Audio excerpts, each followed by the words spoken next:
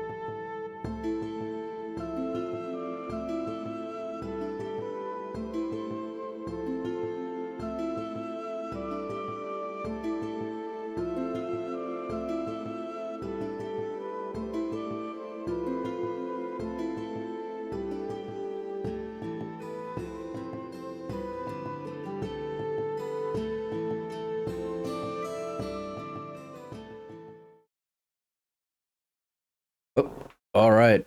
Welcome, everyone, to a super late start of a stream.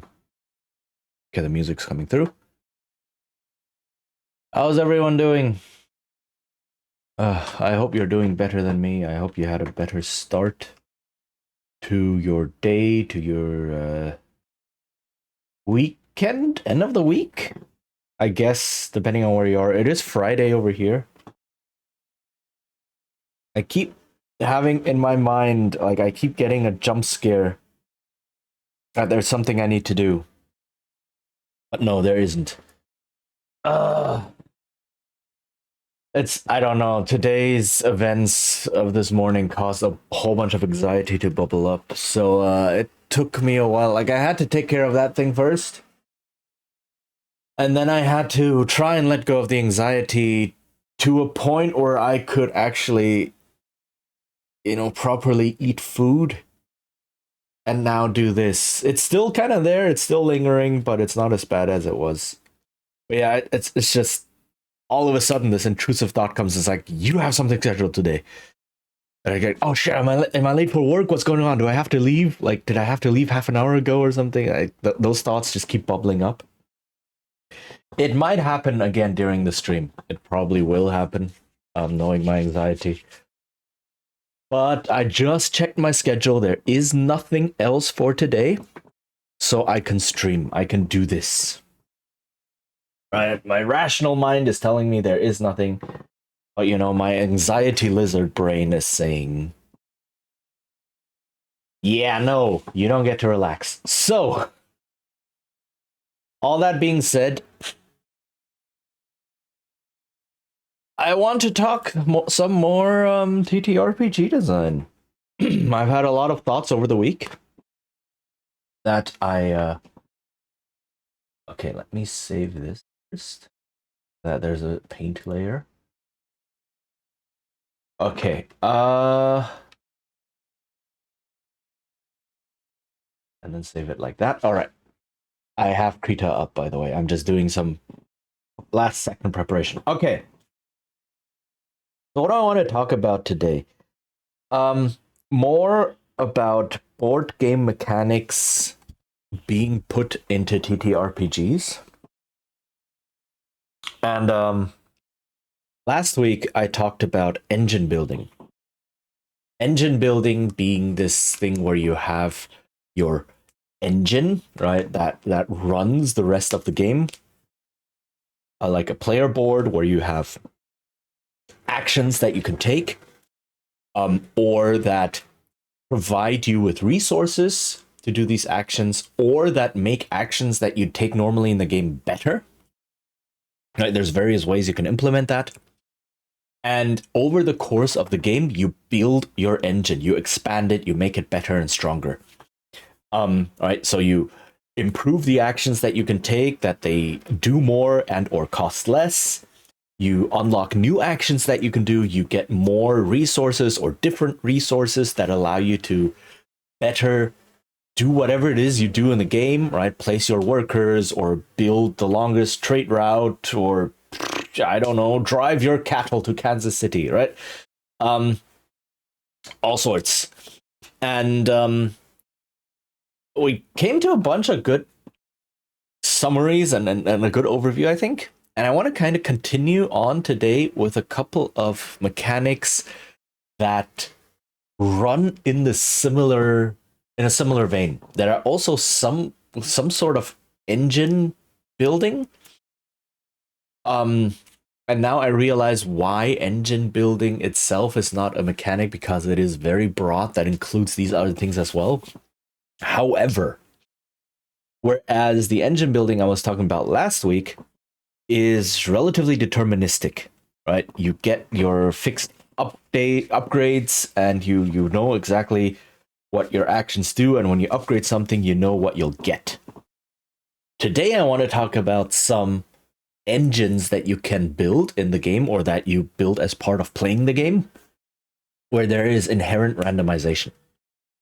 And some of you might already know what I'm talking about, because a lot of video games actually embrace this kind of engine building as well. And I'm mostly talking about deck building and bag building. So let me see, Krita. Are you up? Okay, there we go. That's Krita. Let me grab my pad. My tablet, rather. Okay, so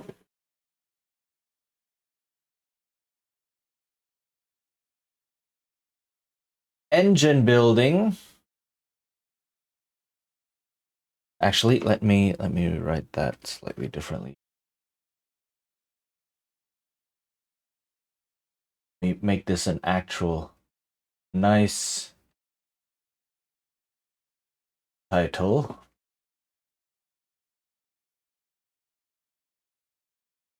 Engine building with randomness.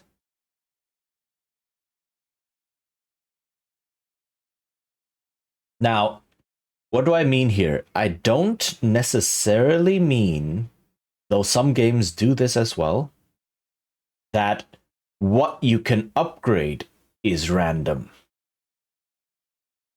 But this is sometimes included, because once you introduce randomness as something to plan around, you can also introduce randomness into the building of the engine. But what I'm mainly going to talk about today is randomness in the playing of the engine. So we can have your engine over here. Let me right. And you put in building. Oops. I.e. upgrading, expanding, etc.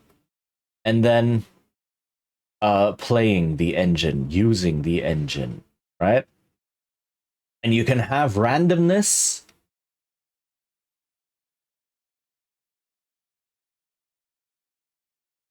here and here. This is part of the setup, right? So what the randomness when building the engine is part of setup, and you can have that in the normal kind of engine building as well that we talked about last week, right? If you have, say, a small player board that decides, oh, you have these 2 actions that you can choose from, but you can get more pieces added to your player board that give you more actions that you can do. However, which of these pieces are available, or perhaps you just buy an upgrade and then randomly draw a piece and add it to your board. That could be random, or I just said it, right? You randomly draw one. So they're determined randomly. And that, what did I just do? Okay. And that introduces randomness to the setup of the game itself, that then makes your standard engine also have randomness. Using the engine itself, playing the engine is still deterministic, right? If you pick a certain action, these things will happen. But if you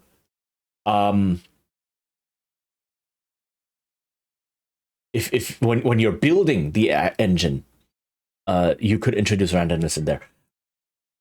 There is also, I guess, randomness you could have in the engine itself, which is things like if you pick a certain hold on. Okay. I just thought about, okay, this is also not what I'm talking about. This is also not, so the setup is not necessarily what I'm talking about today. This is also not what I'm talking about today. I just realized. So playing the engine is once you have picked something to do, you could still have randomness. So you could have something like, if you pick this engine, if you pick this action within your engine, roll a bunch of dice. And then the dice determine what you can do, right? So you could have like a move action or something like an attack action in your engine. And then if you pick that, you roll a bunch of dice and that determines how far you can move or how much damage you do on your attack or whatever, right? That would be also part of the setup of the game. I guess everything is part of the setup. This is effects. Let's go with that. Effects, right? So individual actions that you do can have randomness involved in resolving them. Effects, resolution. That's probably also a good word to put in there. And then over here we have setup. And is there another word I could put in to describe what I'm talking about? Not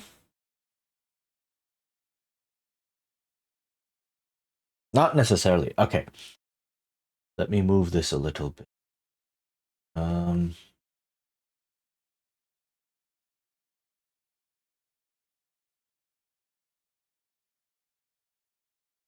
Let me move this here.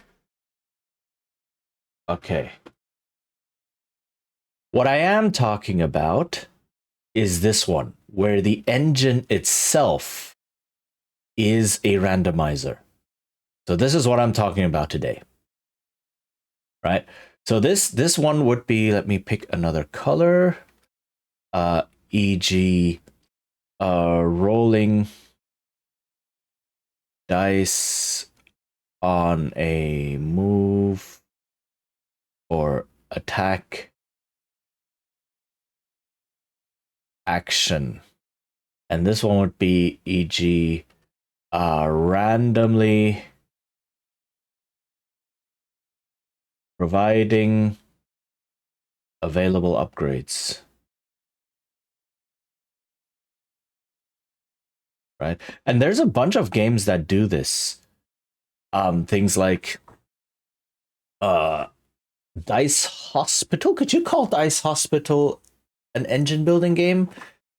Sort of, yeah. And the upgrades you can get are randomly determined, right? So you reveal a bunch of cards at the beginning of the round, and those are the upgrades that you can go for. And then once everyone takes an upgrade, you reveal a new bunch of upgrades. And sure, you have a fixed deck, so you know what kinds of upgrades are in there, but which ones will appear at any given turn, that's random, right? Okay, so what I am talking about here is this, e.g., and now I'm going to say what I actually mean. Some of you may have figured it out. Deck building.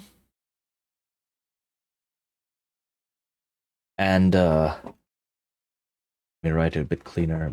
Bag building. There are other types. There's also something like dice building, which is really funky. I think there's a board game called Keystone, which uses that, where you have custom dice, where you can swap out individual faces of a die to upgrade the die that you then roll to determine what you get. So that's it. That's really cool. But it's very, very specific, and it requires like probably relatively expensive custom components, right? These dice where you can swap out faces like that. So not really what I'm talking about today, not really feasible. Deck building, back building, much easier to do and much more common as well, because they don't need expensive custom components. There is one other thing that I will get into later on today that I have not seen yet, at least not in the extent of true engine building. There are some forays into this, either intentionally or unintentionally, but it's not what it's not quite there yet. Is what I'm trying to say. Okay, so deck builders especially are a big thing now in various video games as well. Slay the Spire, for instance, is a big one, and Slay the Spire 2 just came out, so a lot of people are now rediscovering that game or discovering it for the first time and such. So yeah, deck building, probably a household name for a mechanic by now. There's a bunch of others. There's like Balatro is also a deck building game. That one also hugely popular, right? So again, a lot of people probably understand what that is. Bag building is similar, where instead of building a deck of cards, you build a bag of tokens, right? Same basic principle though. Okay, so you can probably see how that will introduce randomness, right? You can choose what cards you want to put into your deck as you're building it. But whether or not you will actually draw that card, or rather when you will draw that card, and any others you have in your deck, is not something you can necessarily control, right? So the engine itself randomizes what it gives you, and then you try to make the best out of that. But you can manipulate the options that the engine can choose from when it gives you these options, right? If you don't have a certain card in your deck, then that option will never appear. If you do have a certain card in your deck, then that option will very likely appear at some point. So that's where the building part comes in. Same with back building. So anything I talk about with deck building right now mostly applies with back building. There are a couple of small differences. In fact, let's list those right now. Let me go with Is there here? Okay. Deck building versus back building. There's not a lot that differentiates these two. Really not. So let me put a question mark here. It's like, oh, are they actually different? Very, very, very slightly. So, in common, they have the same probabilities, same probability structure. Same probability structure in that their probabilities are dependent, right? Are what's the word?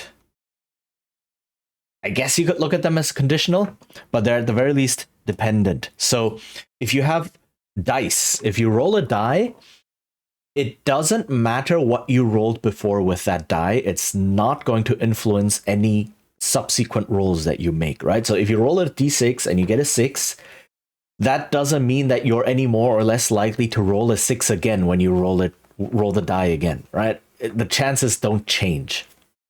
But with a deck, when you draw a certain card, the chances of drawing other cards in the deck now changes, and like most notably the card that you just drew, you cannot draw it again, right? If you have duplicate cards or so in the deck, then the chances of then drawing that card is lower compared to drawing any of the other cards, or is reduced. It's not necessarily lower, but is lowered. Is reduced compared to drawing any of the other cards. So if I have a standard poker deck and I draw Ace of Spades, my chance of drawing any of the other aces is now reduced compared to drawing any other specific number, right? And it's lower than before. So it remembers what came before. It has the same probability structure, decks and bags both. And only until you reset. So if you reshuffle the deck or if you refill the bag, then you reset the entire probability structure, probability chain, I guess, and then you start from 0 again. But while you're still going, right, it remembers what came before. Then what else? So that's the real big one that makes it different from dice, especially. You like build and use the same way.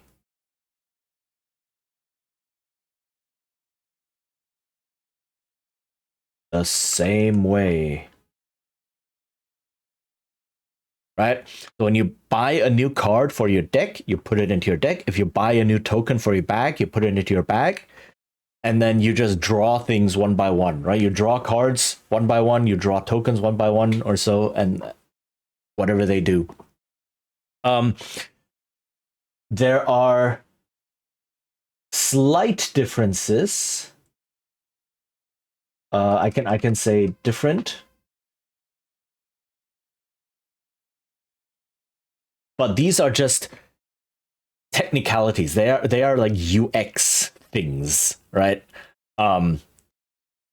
Mostly in that realm, in the realm of like accessibility, practicality, UX, not actually in the base functionality.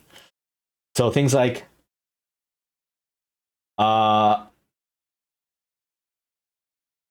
easier to store more info on a card, right? So you can more feasibly have loads of different cards, loads of different types of cards in a deck that all do different things as compared to cubes or cardboard chips or so, right? It doesn't mean you cannot have, like, you could have 100 different cards and have them all in your deck, like a commander deck in Magic the Gathering. Ooh. You could replicate that with tokens or chips in a bag by having just 100 chips that look or feel the same, when they're in the bag, but they just have the numbers 1 to 100 printed on them or something like that, right? And then when you draw a card, it's like, oh, this is number 45. Then you look up, oh, what does number 45 refer to? And then you know what the chip actually does. At some point, it becomes not feasible to do that because you would need a reference sheet of all of these 100 things, either occupying space on the table or handing it around between players constantly, or so. So backbuilding works best if you have a smaller number of tokens or cubes or whatever it is, right? Versus a deck. A deck, it's easier to store info on a card. With cards, it's also easier to have a secret hand, right? So card games, a lot of card games have a hand of cards for each player that they keep secret from others. So that's a very intuitive basic thing, right? Most card games are built upon this basic premise that you have your hand cards and other people don't know what's in them. And it's much easier to accomplish this just practically with cards than it is with something like cubes or cardboard chips in a bag. You can do that. Some games do that with certain things like a mini screen, for example, that you set up on the table.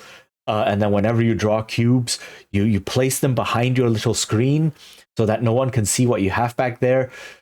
But it's not as practical. It takes up more space. And when you have hand cards, it's much easier to check how many cards each player has than with a cube, than with cubes behind a screen. You cannot see if anyone has something behind their screen or not and how much they have, right? So there is a difference in that can lead to game mechanical considerations.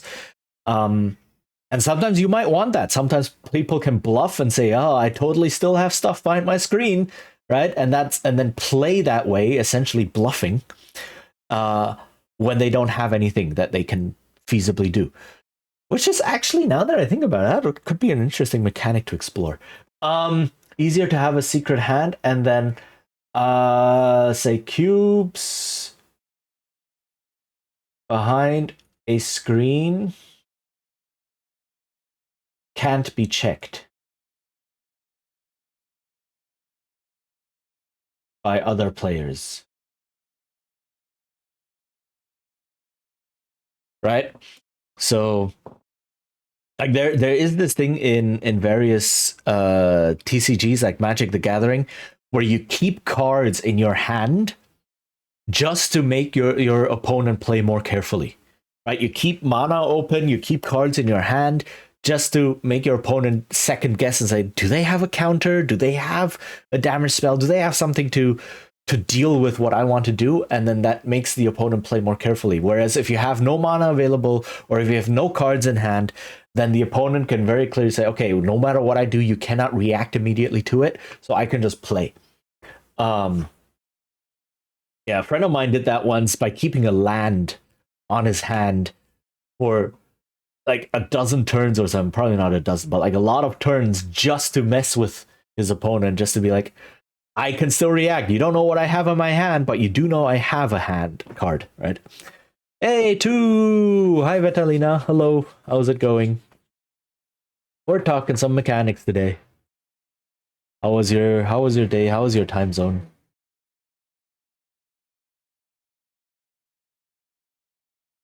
How goes?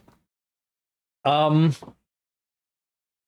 so that could be a mechanical consideration. Who was that? That's oh dang. Okay. But in general, unless you're specifically designing a game to that like in that direction where bluffing like that is an important part, it comes down to just accessibility and like ease of use. However, Bags are easier to reset. Right? If you have a deck of cards and you want to reset the deck of cards, you need to put all the cards together and shuffle them. I'm not talking about cheating or anything, right? You cannot design for cheating in mind. That's not really a thing, because if people are going to cheat, they're going to find ways to cheat. But like it just takes time, and shuffling takes skill and or table space, right? Like some people cannot riffle shuffle. It took me a while to practice that as well. Some people might want to shuffle, like do a Las Vegas wash on the table to shuffle, but that requires table space, etc. So it requires more investment to reset a deck, especially if the deck is relatively large, than it does a bag. A bag is just scoop up all the tokens that go in there, dump them in, done. The bag is reset, right? So bags are easier to reset, and bags are easier to share. Meaning simply, it is much easier to pass a bag around the table and have people just reach in and pull out a token and such, than it is to pass a deck of cards around the table to have people draw, right? Usually you will have the deck of cards in the middle, but again, that takes up dedicated table space, and people need to all be able to reach the deck of cards. And if the deck of cards is at the side, because the main play space is something else, you all know what I'm talking about. Monopoly does that as well, etc. Right? A lot of games do that, where the main table space is taken up by the main board, and then any card decks you draw from and such are on the side, and then one person is dedicated card drawer or something, right? As opposed to that, a bag is much easier to pass around if you are only using one bag for the game, and it's easier. Like bag building can be done. It's easier for people to share, build a bag. I think there are board games that do that. I don't know if I think there's a game called Altiplano that does that, where you share a bag that you build together. Clank and such. Clank does that as well, where you where every so often you finish building a bag, and then you draw from it, and then you reset everything, and it's done. And then you rebuild the bag. So it's also a shared bag. It's much easier to do with that than with a deck of cards. And also just the tactile. Tactile sensation is different. Drawing a card from a deck versus pulling a token from a bag, they're different tactile sensations. So that might be something you want to consider, right? So again, the differences all relate to things like usability, UX, right? Accessibility, rather than game mechanics as much, right? In terms of mechanics, deck building and back building are pretty much identical. So I'm going to be talking about both of them today as the same thing. And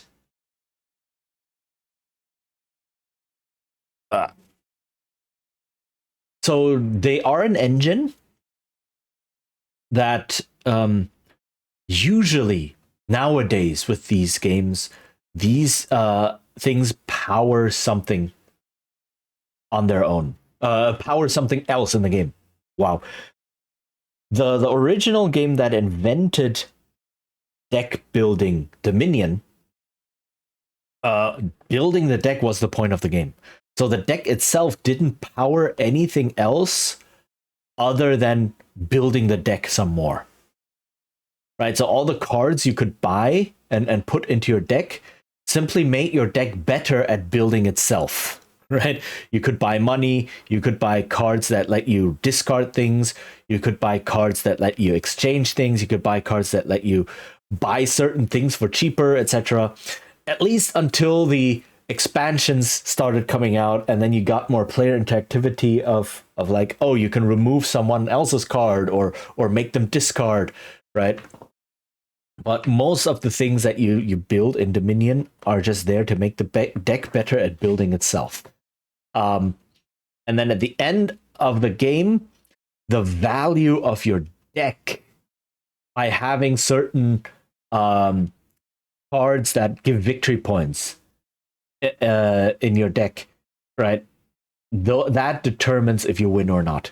Whereas nowadays, a lot of the times, decks and bags are engines that run something else, and you're essentially playing this other game, right? Clank, for example, is a dungeon crawler. Slay the Spire is also a roguelike dungeon crawler, essentially, right? Or a spire crawler, I guess, but same basic idea, right? You have combats, you fight monsters, and the deck that you build allows you to run this game of fighting monsters. And so a lot of board games nowadays also do this, right? The deck gives you resources or gives you actions to do something else in the game. So let's go with some traits. The important thing, however, with deck building and back building, the main thing about these is deck / bag is built as part of gameplay.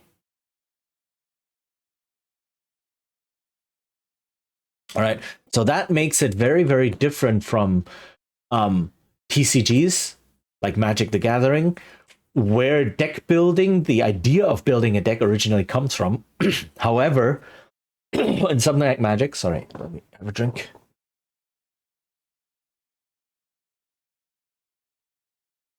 In something like Magic, building the deck and playing with the deck are two completely separate phases, right? You build the deck in one phase, either alone at home, or if you're doing something like sealed or draft, you build it in a preparation phase, right, before the main body of the tournament or play or so.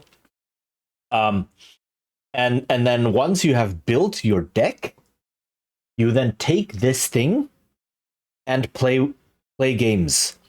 But once you're done with building the deck, the cards you have available are fixed, right? Including, yeah, sure, sideboard and such, but even that you have to pre-build, right? And submit as a deck list, as part of your deck list. And once you're done with deck building, then that part of the game is finished, and you don't think about that part anymore, right? You don't look at what cards do I have, what can I put in, and so on. You do all of those considerations beforehand, and then after that, you take your deck and you play. And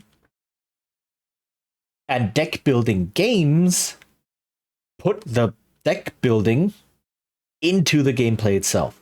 So you're playing with the deck, but while you're playing, you're also simultaneously building it. So that's what makes these games very interesting, but that is basically the defining trait.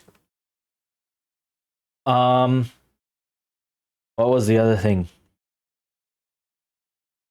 Usually, again, something like Dominion has become the outlier because it first invented this genre, and then it was innovated upon by many other games. There are some games that still run like this, like Ascension is also a deck building game that where also like at the end the value of the deck itself mainly determines if you win or not. It adds more randomization in building your deck by giving you only a bunch of cards that are available instead of all of them available at once and so on. But it runs on basically the same premise. So how we understand deck building today, however, so modern, quote unquote, I guess, modern deck slash bag building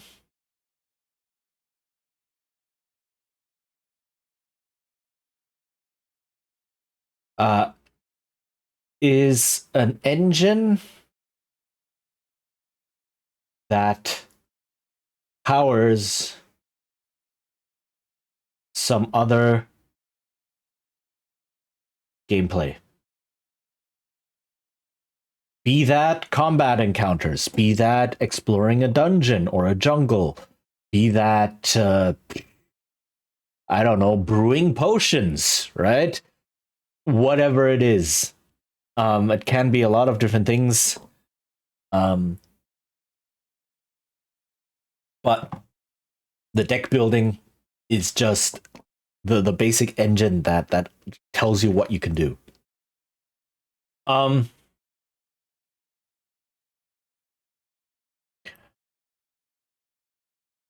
Okay, that powers some other gameplay.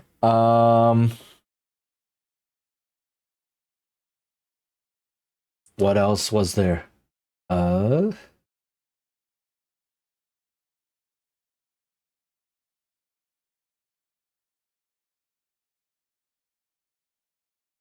was it? Uh-oh. I had just thought of something.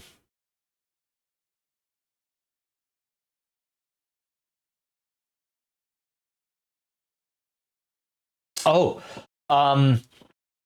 when you build.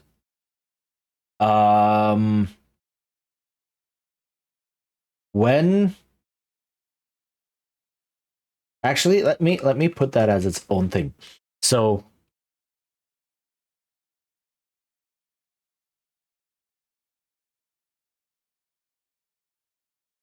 when does the building happen?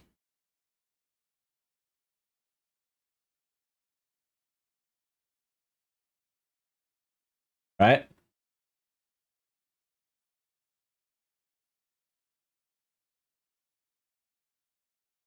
What do I mean by this? In video games, a lot of the time when you have a deck builder, you use your deck to play a round of something, like a single battle, or in Balatro, I don't know what they're called in Balatro, but like a single hand, maybe like in poker, right? You play a hand, and then after you're done, you enter a different phase where you then improve your deck, and then after you've improved your deck, you then enter the gameplay phase again, where you use your deck to fight another encounter. And then after that, you go into a building phase again. Like they don't always have to be like one after the other. In something like Slay the Spire, for instance, it did, like you have to hit a merchant, I guess, I believe, to actually buy more cards for your deck. And you could have a string of combat encounters one after another, and you don't actually ever get to improve your deck. But the game is split into these fixed phases, right? So variant A is playing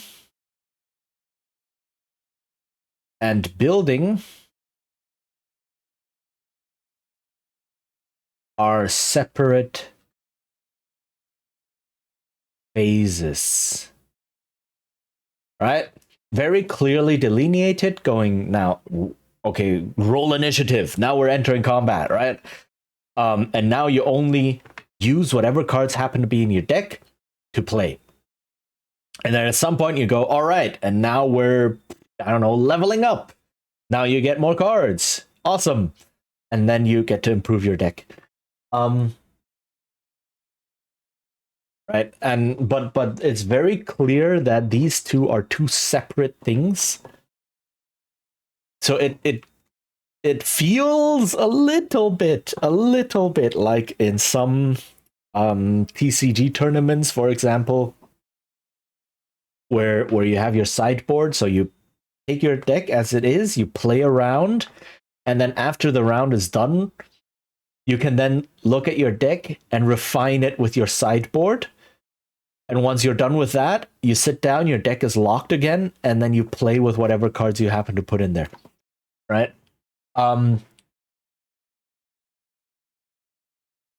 So it feels a little bit more like that. However, and some board games do this as well, especially with Bagbuilding. But that's not the only way.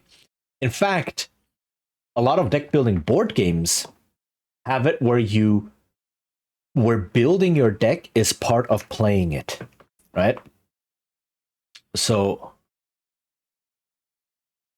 building the deck, let me write that a bit cleaner.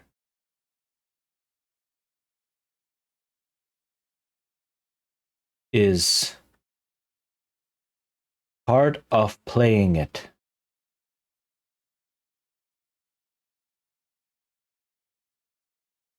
So, how this works is you have three sections, essentially. You have your deck itself, you have the cards in your hand, and then you have a discard pile. And whenever you play cards, they go on your discard pile. And whenever you buy a card, it also goes on your discard pile. And when you're through with your deck, when your deck is empty, but you have to draw a new card, you shuffle your discard pile and put it as your new deck. And that is how cards that you have bought enter your deck, right? So that's a very good, like, it forces you to plan a little bit more long term, and it discourages you from building a deck that is too big. Because if your deck is only 10 cards, right? And then you buy 10 more cards and put them in your discard pile. Then the next time you buy a card, you have to wait for your entire deck to cycle through before you even get a chance of drawing any further cards that you've bought, right? Because you first have to play through all the 20 cards that are in your deck now before you get to shuffle your discard pile, put it at your new deck, and you're not even guaranteed to draw what you bought, at least not immediately, right? It does guarantee that you will eventually draw every single card that's in your deck, but it forces some more long-term thinking in that regard. And so that's how a lot of these work. Dominion work like that, where any new cards you bought went into your discard pile first, right? Incentivizing you to keep playing cards. And cycle through your deck as quickly as possible. And the idea is that you cycle through the entire deck, depending on the length of the game and the size of the deck that you start with and such, like something like 5, 6, 7 times, right? Before the game ends. So that is definitely something to keep in mind. In fact, wait. Does Gloomhaven work that way? Do you have all your cards available in Gloomhaven, or do you draw them from a deck? I forget. Gloomhaven being a big adventure board game where character abilities are also expressed on cards. But I forgot if you if you always have all of the cards available to you, and then you just choose, or if it's like a deck where you draw a bunch and then you play some and replace the ones that you've played from your deck and such. I don't remember But something like that would be an example, not necessarily Gloomhaven, but like what I just described, would be an example of yeah, deck building like this. Um,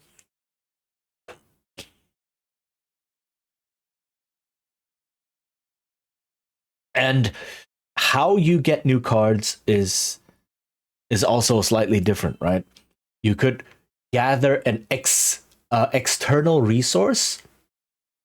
Slay the Spire, once again, you get gold, right? And then you use gold to buy new cards. A lot of games function like this, actually, where you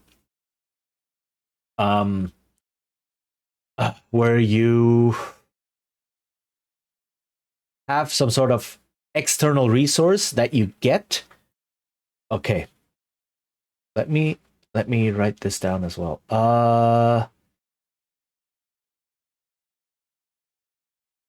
Let me move this.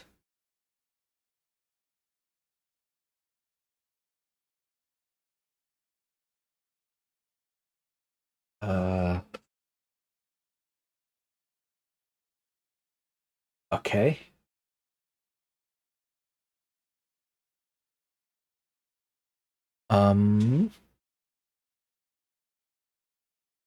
How do you build? How do you build? Okay, let me shift some of this a little bit to make it a bit more layout.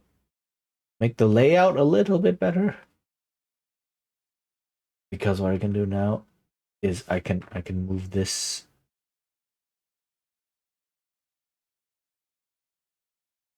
up here. I really need to learn shortcuts. I use Krita so much, but I never learned shortcuts. I'm really bad about that.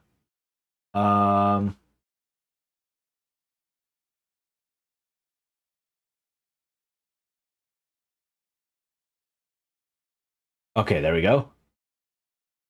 Then I can move the whole thing a bit further down.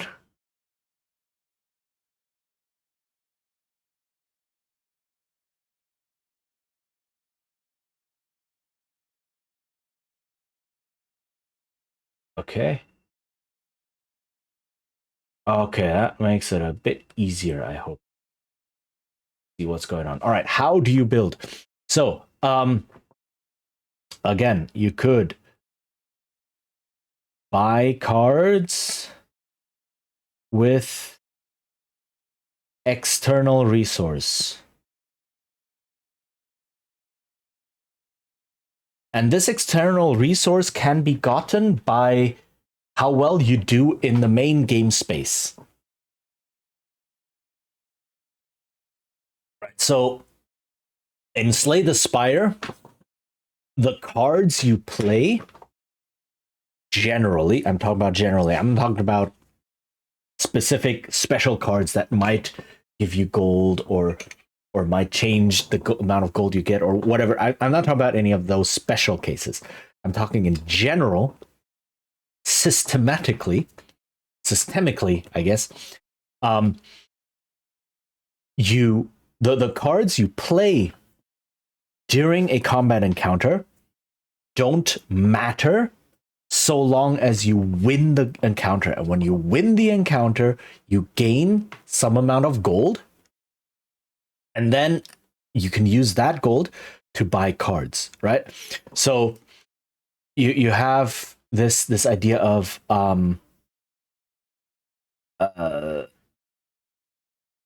play cards, win encounter, get gold, buy cards.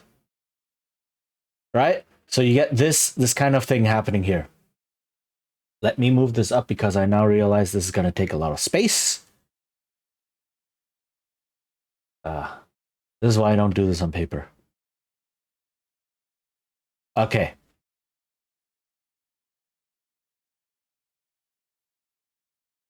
Okay. All right. So that's one way this could happen. Another way is uh, uh how do I say this? So what I have to think a bit. Let me actually check. I think I have the rule books for this. I think Clank, the board game, works similarly. Where do I have the Clank rulebook? Clank game rules. There we go.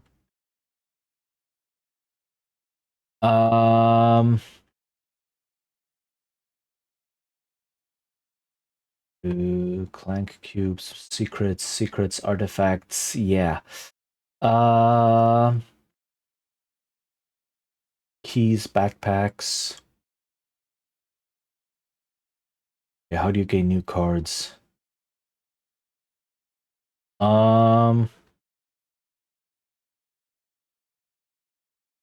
Dragon deck. And 6 cards from a dungeon row. Oh, dungeon deck. Any of those cards at dragon attack symbol. Sneakiest player gets to go first. Okay. Yes, that's what I thought.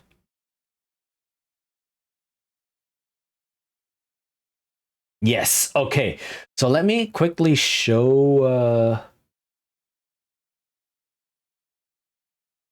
Do I have? I have my PDF viewer on here. I do not.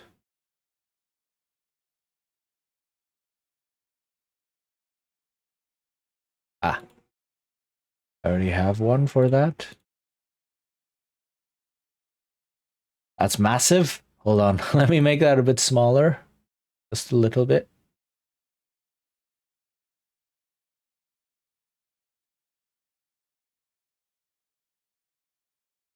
And then pull it down here.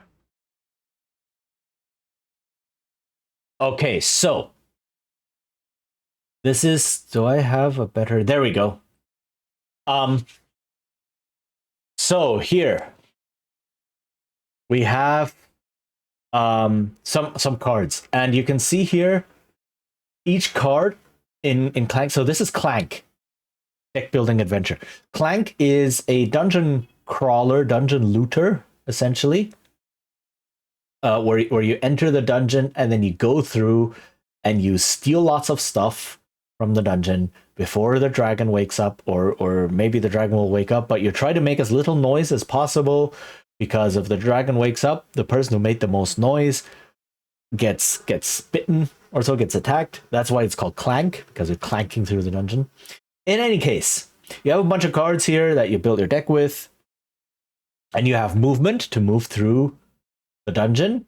You have swords to fight monsters in the dungeon, and then you have skill with which to buy cards. So these cards all have a cost in skill. I believe it's the number down here in the bottom. Possibly, yeah, it is the number down here in the bottom corner. You kind of see that. Let me zoom in here. So this card, for instance, costs 2 skill to burgle. This one costs 3 skill to burgle, and such. And that's how you gain new cards. Ad is going to hit any second now. I'm just going to write down what this is, and then I'll talk about it in more length afterwards.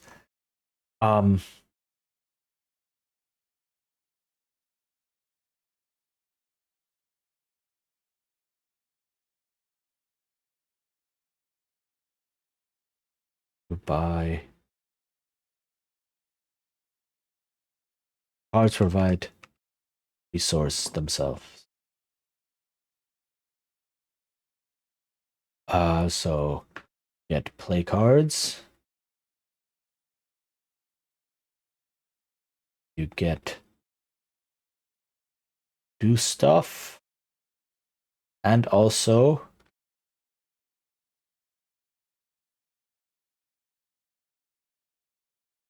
buy cards. Then you play cards like that. I can draw that better.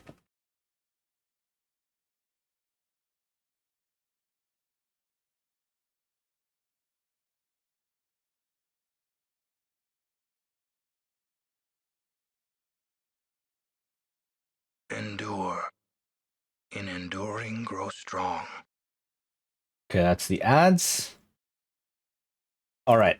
I'm not gonna talk too much about this while the ads are playing. Yeah.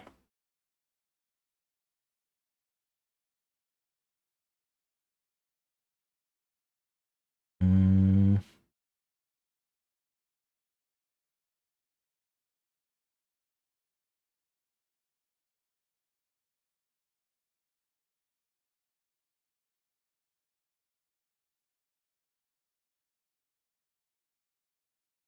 Okay.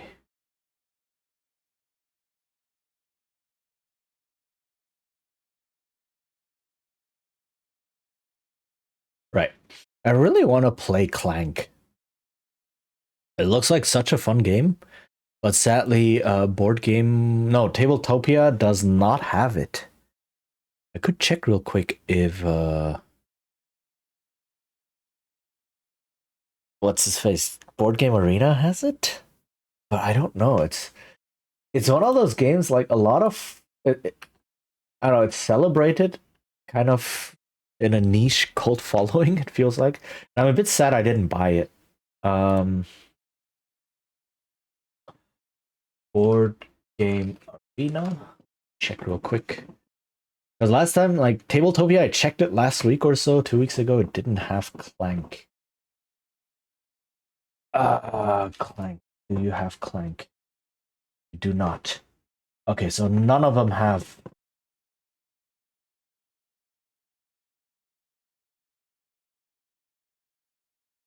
Tabletopia. Find and play. Is it here? Clank. Do you have it? They do not. We're just sad. It looks like such a fun game. May have to find some other ways. So, like, I don't know. Was it? Tabletop simulator, and then try and make Clank itself. I'll have to see. Hey.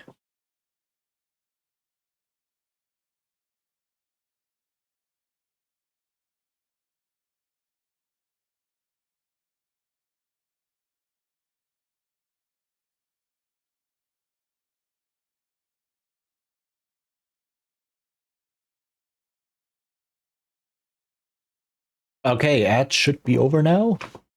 Welcome back, everyone. Yeah, so these two are the ones that are most commonly used. The first one is more often used in video games and sometimes in backbuilding games.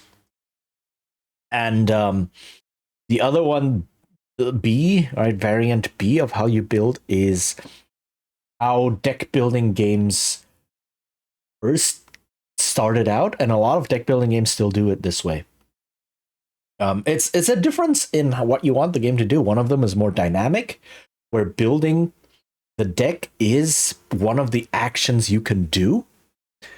So usually you choose between advancing in score versus building the deck to become better at advancing in score, right? So in Clank, for example, you get the choice between, do I delve deep into the dungeon and steal a lot of valuable treasure? Or do I spend a lot of time building my deck so that I can delve even deeper into the dungeon and steal even better treasure, but I invest a bunch of turns in the beginning to build my deck? And the other person will be just straight off the gate start looting, so they gain more loot for the first few turns. Will the better loot I gain later on in the game make up for this deficit I have in the start? And that gives you choice, right? That's the built-in choice that a lot of these games then have of, do I focus on getting points right now, or do I focus on improving my engine to get more efficiently get points later on. The buying cards with external resources in their own phase usually is like you also tend to then have the choice of, do I go for getting points or do I go for the resources? But in general, what you can do then is you can change the gameplay much more thoroughly, right? So in Slay the Spire, as an example again, the main gameplay is separate from building the deck, right? The combat is separate from building the deck, as in when you're doing combat, you're not thinking about building your deck at the same time. You're focused on winning the combat. And winning the combat is, quote unquote, its own reward. Oh my goodness, what the heck is that? Hi, Gore. Oof. What the heck? Welcome and thank you for the lurk. Holy heck. That's wild. Thank you for the hydrate. All right, I shall do so.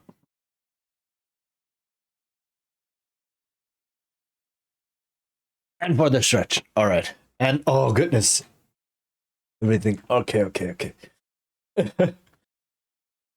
Just coming in here redeeming everything at once. How are you? I hope you're having a good day. Okay.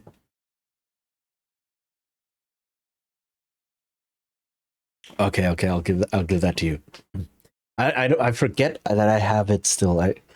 I'm debating of taking it off, but I don't know. That's a holdover from early days of VTubing.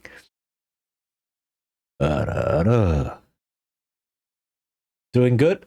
All right, have fun. Thank you. I am. I hope everyone watching is also having fun. So yeah.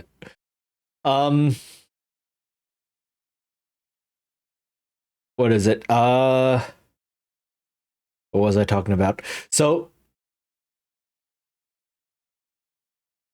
in Slay the Spire, right?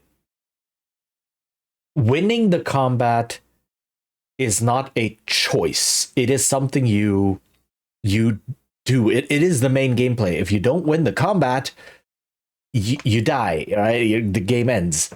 So winning the combat is not the choice, right? So you're not choosing between, do I win combats or do I improve my deck? That's not the choice you're making here. The choice is, how do I win the combat? Right? It's in the tactical pieces while it's happening, in the tactical moves. And then once you win the combat, you get rewarded with being able to continue to play the game. And you also get rewarded with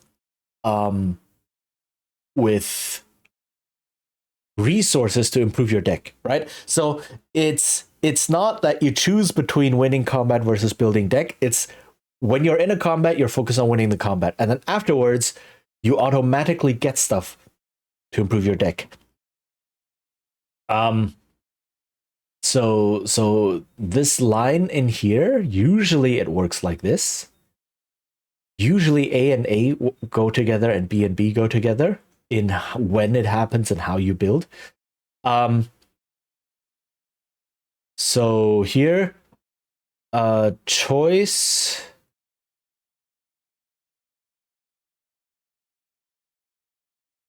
is, oh my goodness, not between winning versus building. I use winning very, very loosely here. I mean scoring points. Whereas here, the choice very much is between, I shouldn't write winning. I should write that's too big. Hold on. Scoring. Do I score a little bit now versus do I score a lot later, right? Between scoring versus building, it is between scoring now versus scoring more later.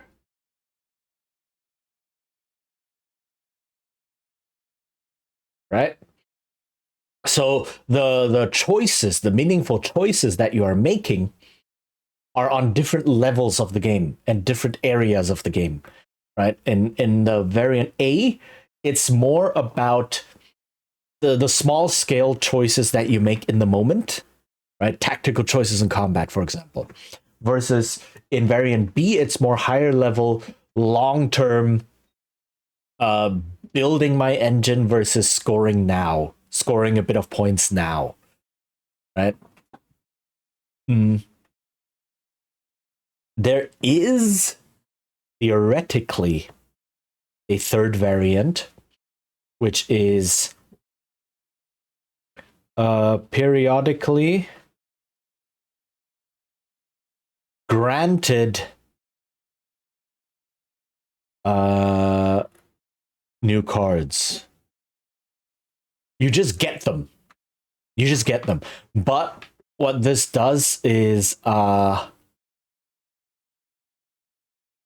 remove focus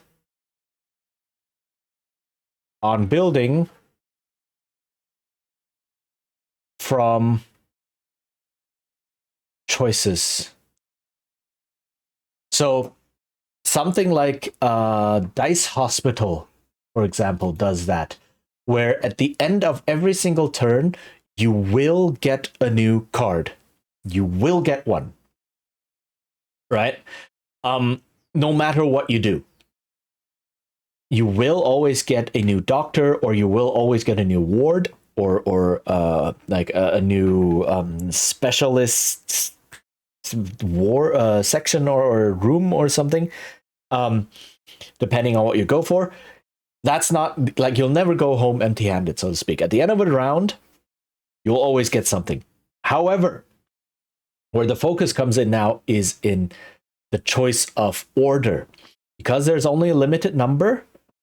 What you do in playing determines the order in which players get to choose these upgrades. So maybe there's one that you really, really want, an upgrade that you think this fits really well into my strategy. I definitely want this upgrade. So I need to play in such a way that makes me go first when it comes to choosing upgrades. Right? Whereas if you say, oh, all of these upgrades are kind of I don't care which one I get, then you can have an easier time focusing on the playing itself, and then just get whatever upgrade is left over once everyone else has chosen. So usually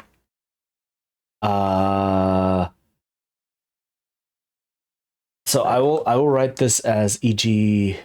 like e.g. Dice Hospital, right? And I think role player isn't really an engine builder in that regard, but it uses same basic idea of you can have an easier time playing versus you can even have an easier time building. So you still get kind of sort of the same general consideration of, do I focus on playing or do I focus on building? But it's shifted slightly. Dice Hospital, which values turn order or picking order. Picking order.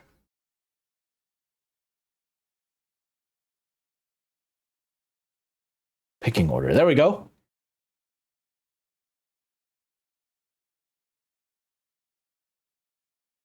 Should be a comma. All right.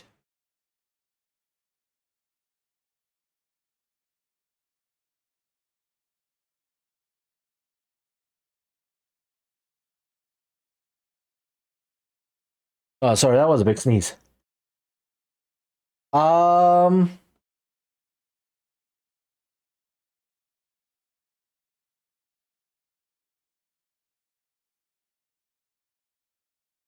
There's another one.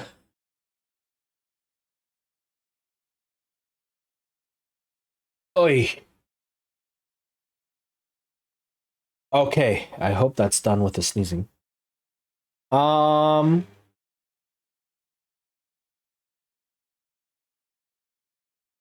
these are the main components that make up deck building and back building.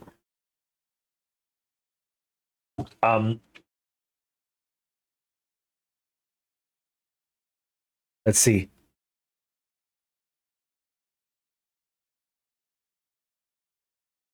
Yeah, so they have the same probability structure. They build and use the same way.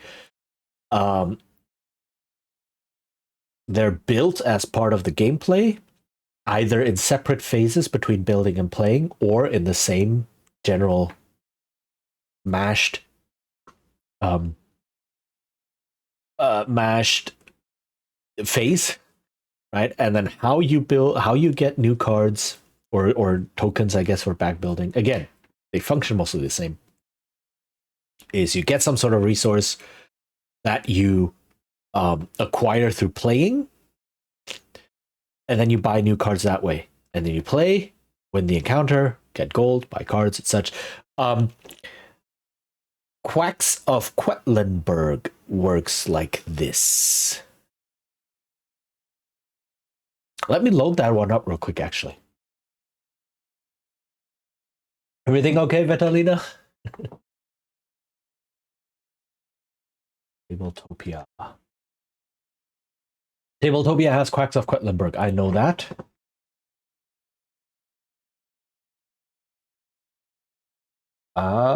Quacks of Quedlinburg.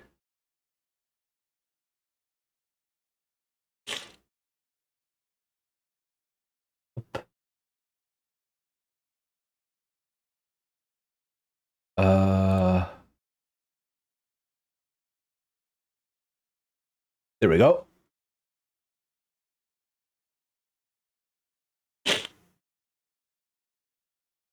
Let me just show this real quick. Okay, awesome. So this is a bag building game, right? You can see the bag is right here. And like so many modern games, that bag and deck building, the bag is just the engine with which you brew potions. So you have, we're quacks at a fair in Quedlinburg over here, and we sell miracle potions. But we have no idea what we're doing, so we just randomly grab ingredients from our bag and toss them in, right? And how do I? There we go. This is how I grab stuff. So I just grab something, put it in. Grab something else, put it in. Wow, this is really bad draws. Grab something. This is really bad draws. Oh my goodness. Put it in, etc. Right. So this is how I mix my potion.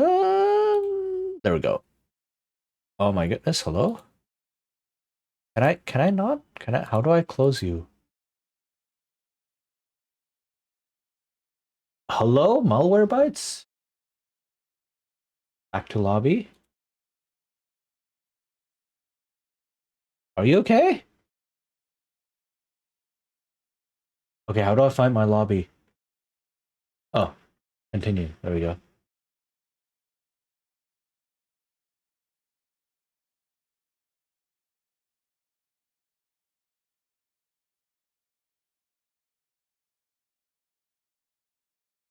Right. Anyway, I draw more stuff. I draw da da da da da. Wow, this is a really bad draw. Anyway, yeah. So I just randomly reach into my bag, grab some ingredients, put them in, right? Um, and so on and so forth. Now, this does the whole the the ingredients themselves can have more complex rules. That reads like a male deuteragonist of a bad isekai anime. What, like randomly mixing potions? I can see that. Um,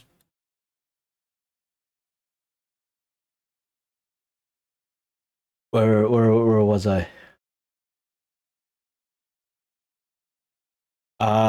Oh yeah. So we have a bunch of different ingredients here. We have like orange ingredients, green, red, blue, black, purple, yellow, and so on. And these books here. Oh goodness, can I rotate? I can rotate. Now we can read them a bit better. Okay, so these books here detail more complex rules, right? So it is totally possible to have very simple cardboard chips, but then when you have them, they reference a more complex rule. So if this chip is in a rupee space, you immediately receive 1 rupee. Rupee spaces being here, these spaces that have a little rupee on them, right? If I somehow manage to have one of these in my bag and I pull it out, it's rotated, doesn't matter, and put it somewhere on here, for example. Aha! Now it's on a rupee space, and I know this rule book here tells me I immediately receive a rupee. Awesome. Rupees are some alternate resource in this game, right? Okay, all good. So that is also something I was talking about earlier, that you can have these references. Now, obviously, you can't have a whole bunch of them. There are only seven ingredient types in this game, so that is still a number that you can generally handle, right? And the yellow and purple ingredients get unlocked later in the game. So at the beginning, you only have these 5. And in fact, in the very beginning, you only have an orange and a green one. And the orange one doesn't actually do anything. So you only have 1 special ingredient plus this white ingredient that always behaves the same in every game and such, right? So there's not too much overhead, not too much mental load. If you had like 20 different ingredients, that would be a bit much, but like 7 like this is doable. Right? So that's one thing. Then the other thing here is you place ingredients into your bag, from your bag into your potion, sorry, until you're done, right? It can be done in 2 ways. Your potion explodes. Can I flip this? Yeah, boom, your potion can explode. Or you just at some point say, this looks a bit risky, I'm done drawing. And how your potion explodes, this is also an interesting way of using the whole push your luck idea of drawing things from a bag, is these white ingredients, right? If the number on the white ingredients in your potion at any point is above 7, so if I draw some more, now I have 6, and if I draw this, boom, now I'm at 8. Now my potion immediately explodes, right? So that's the push your luck aspect. You kind of have to know, what do I have in my bag? What is the chance of drawing one of these? What are they called? Exploding peas or something? I forgot what they're called in English. Right. Anyway, right. So that's the idea of, what am I working with here? Or I can say, no, I stop here, done. And then I look at, so now I've beaten the encounter, so to speak, right? I have beaten the potion brewing, won the encounter. Now I look here, I get 2 points and 11 money. And now I can use the 11 money to buy more cards. So I could buy a black ingredient here, for example. It costs me 10. All right, awesome. Or I could buy a red 2 that costs me 11, exactly, etc. Right? And then put that all into my bag. Boop, boop, boop, done. And then continue the next round. And now my bag is slightly more built. Right? And this is the same basic setup as something like Slay the Spire, where I get an encounter where I brew the potion, and when I beat the encounter, right, when I end the encounter, I get some money with which I can then, which is external, right? It's an external resource, and then I use that external resource to buy ingredients for my bag, and then after that, I reset my bag, and then I start drawing again, right? Then I start, wow, this is really bad, but okay. And then I start like doing the next encounter, where I then use the bag that I have built to fight the next encounter, to brew the next potion, right? So different board games can do this as well, and this is also sometimes seen more in Bagbuilding, where you get this two-phase, this biphasal approach. Let me actually check. Do they have Dice Hospital in here? Do they have Dice Hospital? No, they do not. Sad. Oh, they do. Oh, hey, okay, Dice Hospital. Let's go.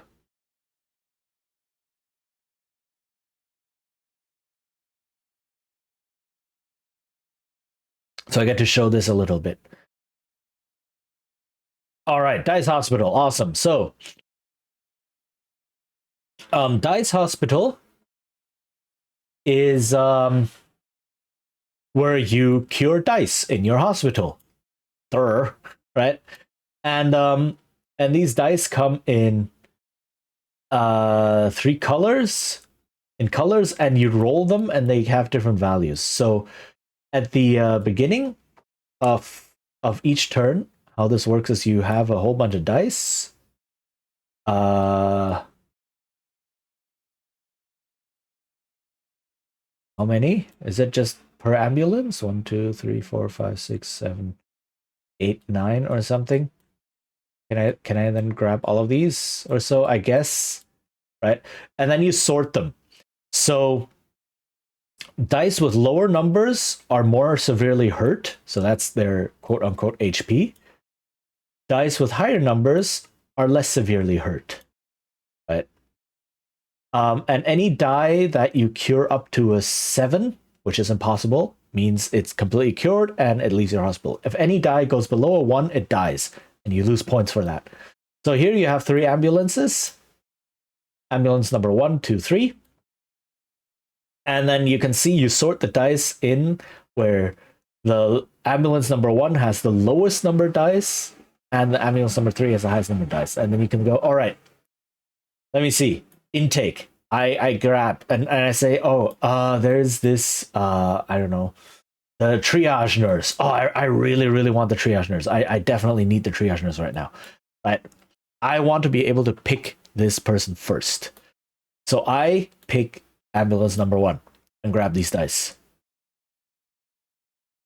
Right? And then I need to put them here and start curing them. Oop, I don't know, here. Yeah, cool.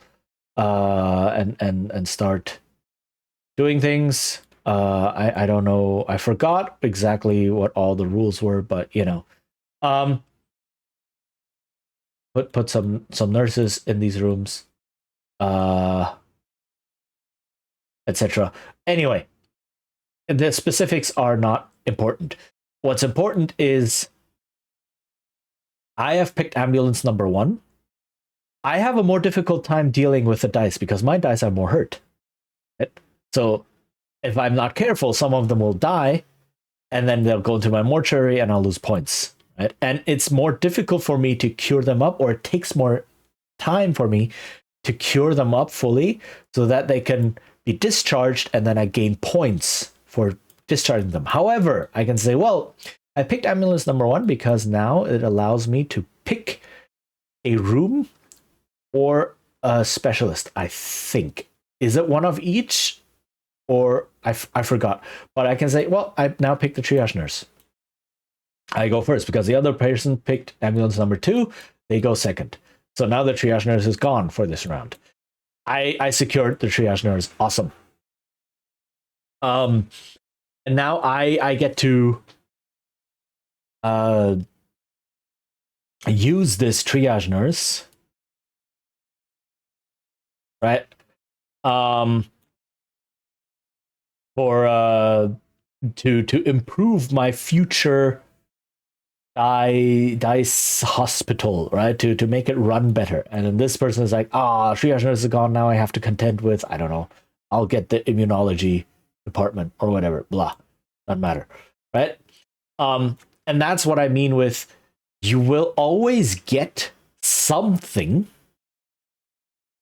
but the order in which you get it is determined by the choices you make. And so you can still choose between, do I have an easier time dealing with the dice? Or do I have an easier time with later on? Do I invest in the future? And sometimes you might get around where all of the dice are really high numbers, right? I rolled a bunch of low numbers here this round. Maybe look at that. That's not bad. So maybe sometimes ambulance number 1 will have something like this, and you go, you know what? This doesn't look bad. These are very simple dice to deal with because the numbers are pretty high. But at the same time, I get to pick ambulance number 1, so let's go with this, right? So that's a randomness that's inherent in this kind of situation. But it's all a choice of how do I play this round versus, like, do I want to gain points this round quickly versus do I want to like invest in the future? And there's more involved. It's a bit more involved because the more people you discharge in a single turn, the more points you get. Right. So if you only discharge one person per turn, sure, you consistently get your 1 point. But if you discharge 6 people in a single turn, you get 11 points and such. So that's a lot of finicky tactical and strategic things in there. Like, you want to load up your hospital and make sure all of them get cured in the same turn and so on. A lot of decisions to make, but the main idea here is you okay. Yeah, okay. Main idea here is you you have the choice, right? You have the same basic choice of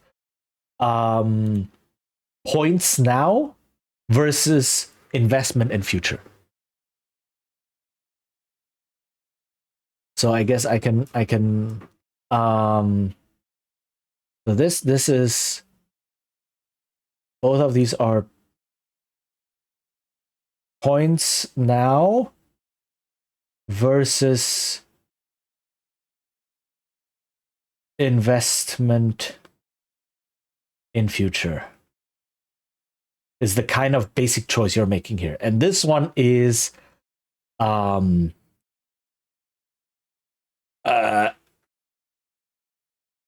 efficacy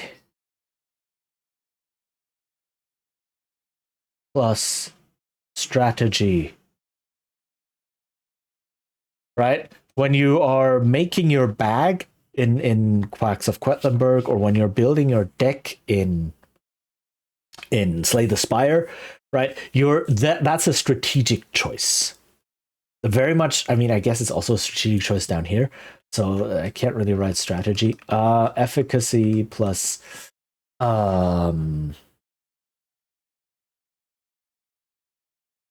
is it actually strategy? Or is it something else? Efficacy plus yeah,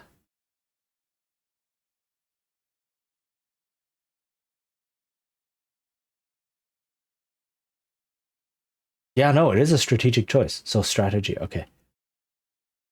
Now I cannot write it. Strategy. Okay. So, right, you're thinking about what direction do I want to take my deck, or do I want to take my bag in order to go into a certain playstyle, right? In Quacks of Quedlinburg, you might focus very much on 1 or 2 specific ingredients because they synergize well with each other or with what you already have. Or you might try to build a well-rounded fighter in Slay the Spire, or you might go, you know what, I'm going full, I don't know, a crit build, or like full AoE build, or whatever you have. And that's kind of what you're focusing on when you're buying cards, right? So it's different choices that affect different parts of gameplay, but they're all like meaningful, interesting choices to make.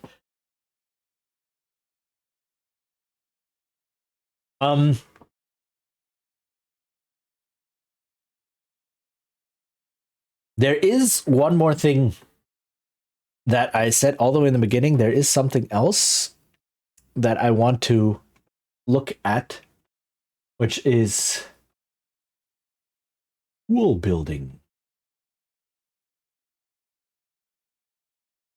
I stay consistent in my spelling. And I think, now that I think about it, I believe there is actually a game that does that, but I don't know what it's called.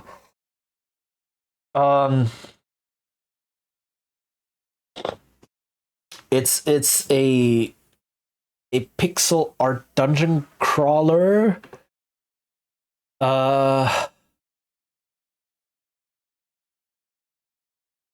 I've seen some people play it, but I don't know what it's called.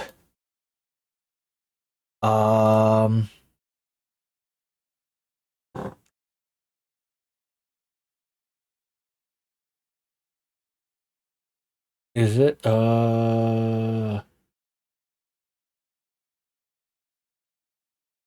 Rogue? Is it that one? No. There's a whole bunch now that I look at it actually, but that one I've actually seen in action.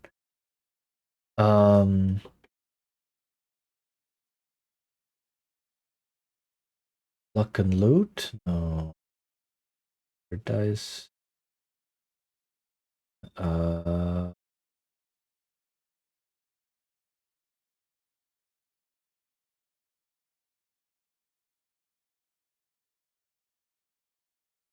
ah. This Legacy? No.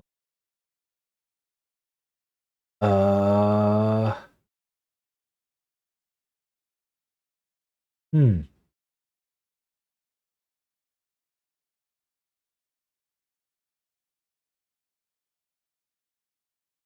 What is it called? Oh my goodness.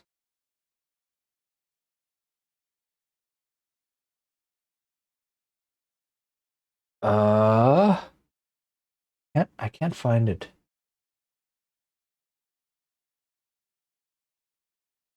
But essentially, what do I mean with pool building?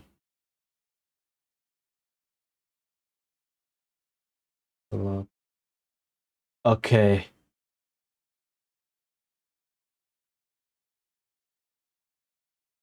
I can't find it right now. And I really don't know the name. Okay. Anyway, so what do I mean by that? What I mean by pool building is you build a dice pool. Hold on, what? Uh-oh.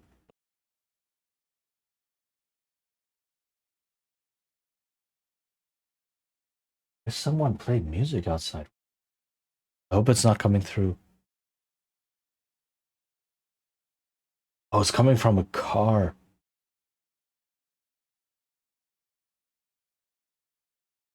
Oh no, okay. Pool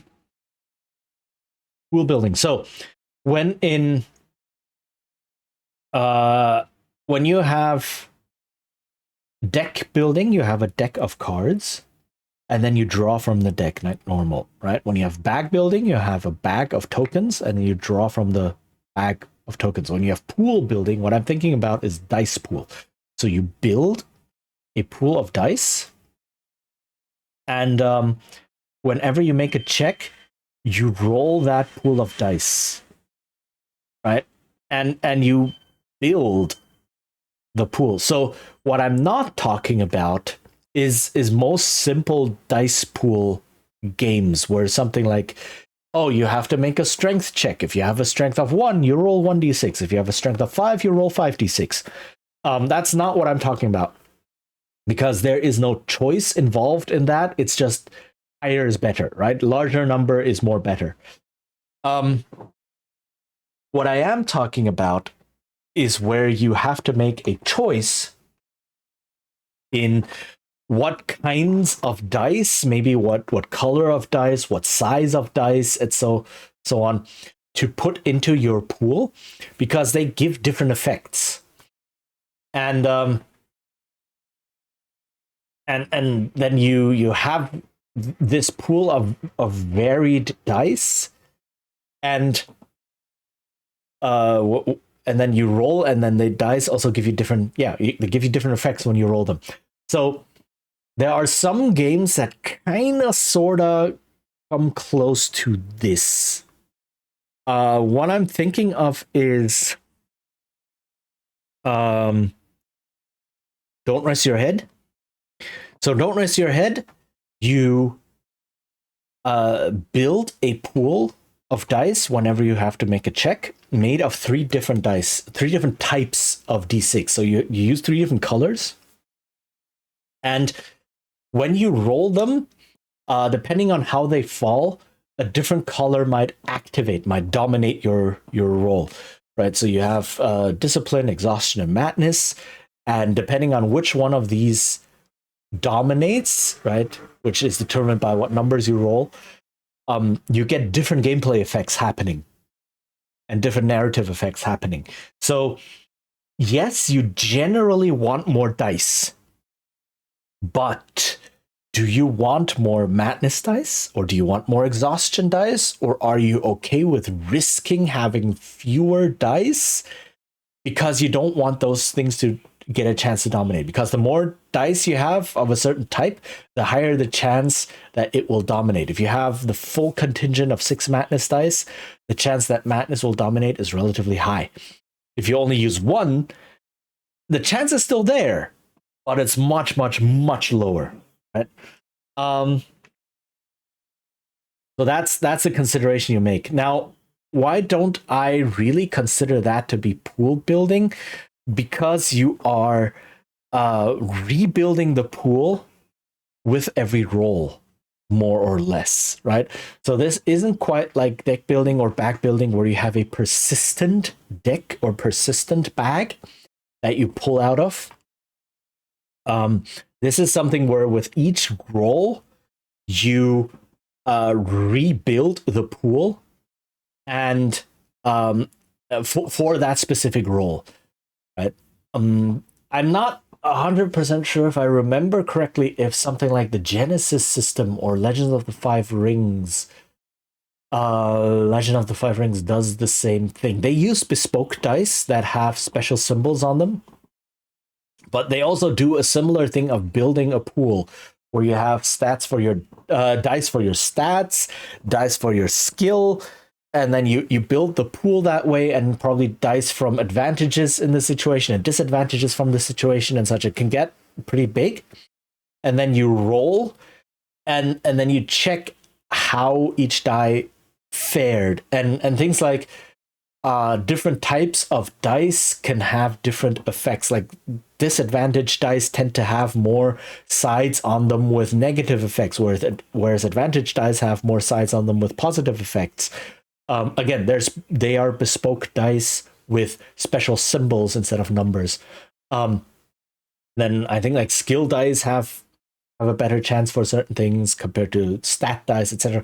But again, you are building the pool anew with every single roll, right?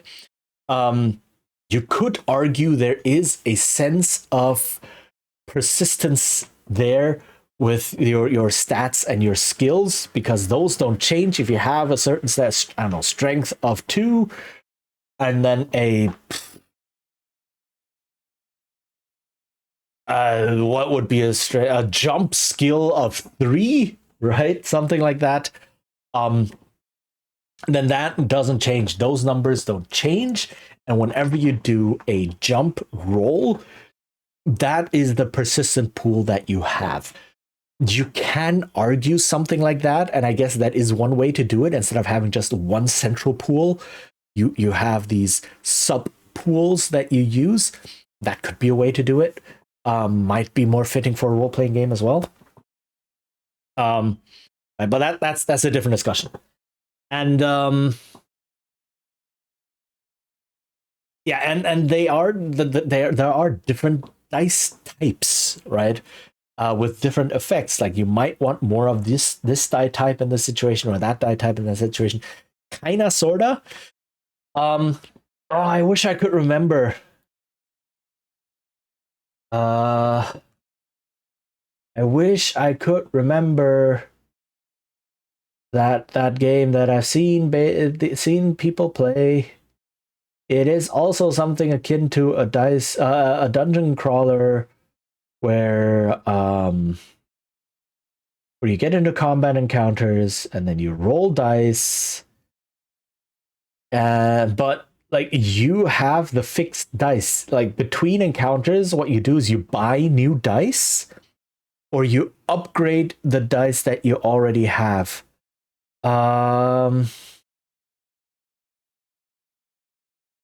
Did we see that game Mana Irons? Is that a board game or is that a video game? Combat Flute. Oh, what? That's interesting. Rogue Dice, is it that one? Doesn't look like it. I can't remember a game that makes Aya pointing reaction GIF. Huh. I don't actually know.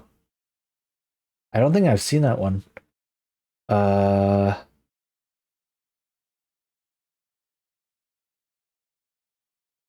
Oh my goodness, I cannot find it. I really wish I could. I may have to ask streamers at some point. Not right now. But I will have to ask. I have to remember which streamer played it. And then hope they still remember the name of the game because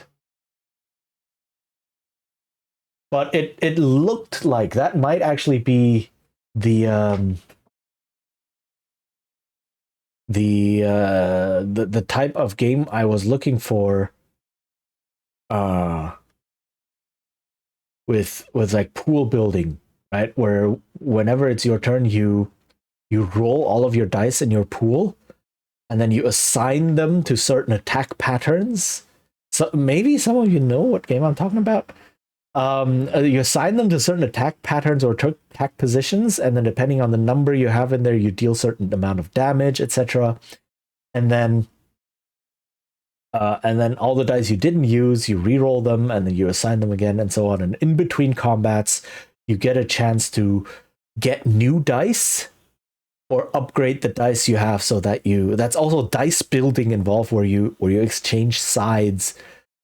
So that your specific red die can no longer roll a 1, it can only roll a minimum of 2, things like that, right?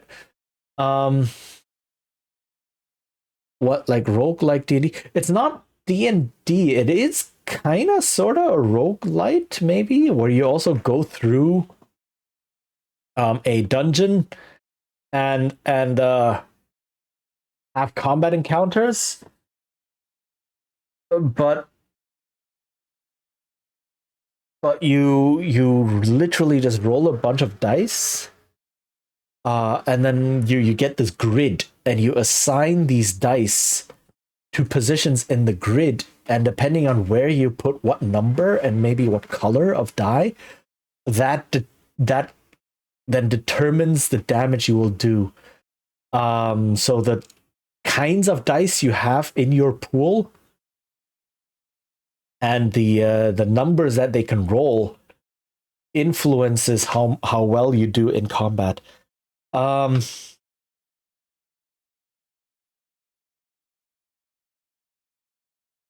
really don't know what it's called.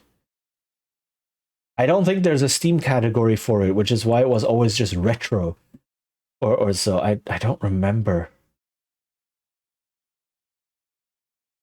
I can't find it right now. There's way too much. I filter somehow. Single player. And then I don't think it's free to play. And then is it Can I say it's out already? I don't know. I'll have to ask around and then for next time. But anyway, that kind of game already exists. I'm unlikely the first person to have thought of this, right? Um, but it's very very niche, right? It's very niche. Too exactly. um, yeah. Anyway, I'll find it for next time. But yeah, pool building is you build a pool of dice, and important um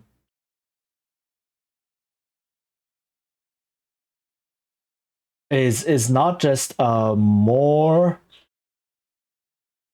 no so types, sizes, sorry about that, types, sizes, colors, whatever of dice give different effects, so that there's actually a choice involved, right? So it's not just more dice is better, but more of what type. Some dice might be double-edged swords. They give you something good by just being in your pool, but if you roll them on certain numbers or symbols, then they might not be as good. Or you could have something like a six-sided die that goes from like 1, 2, 3, 4, 5, 6, a normal six-sided die, and then you could have another six-sided die that's 3, 3, 3, 4, 4, 4, right? It's more consistent in the damage it gives you, but it can never roll a 5 or 6. Right? Things like that is what I'm talking about, where you can choose between, just like similar with deck building and back buildings, like you can go crit, that would be the full range die, or you can go consistent smaller damage, that would be like the 3, 3, 3, 4, 4, 4 die. And the choice of what you put into your pool will determine how you play your game, right? And what tactics you have to do, and what decisions you have to make in the moment. That kind of deal. And maybe smaller dice deal less damage, but they have a higher chance to crit, because like if you roll the highest damage, highest number on a die, you crit. So if you have a D4, sure, it can only ever deal 1 to 4 damage, but you have a 25% of 25% chance of critting, versus if you roll a D10, sure, it can deal 1 to 10 damage, but you only have a 10% chance of critting, or something like that, right? So that's also something that you can think about putting into your pool, and how different dice can be different. So that's what I'm thinking about. And pool building can be very relevant for RPGs, because we deal with dice anyway. We deal with lots of dice in RPGs anyway, right? That they are a staple. They are the main randomizer used in RPGs. So why not experiment with that, right? Not to say that bag building and deck building can't work.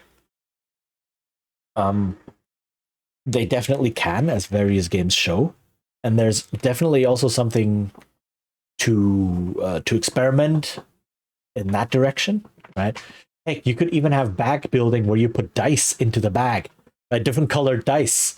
So different colored D6 that all look the same, feel the same, or not look the same, they have different colors, duh, but they feel the same. So when you reach into the bag, you can't tell what color D6 you pull out, but then you pull out and it's like, oh, it's a red one, or oh, it's a blue one. And then you roll it, and it gives different effects depending on what color it is, in addition to what you roll, right? So there's ways to combine a lot of these things together. But yeah, this is engine building with randomness involved in there. And again, we're not going to do any design with it now. This is mainly just a what is it, right?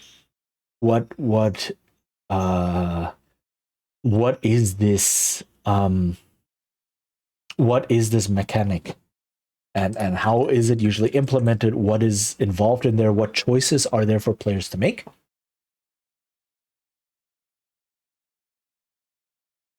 Um and yeah.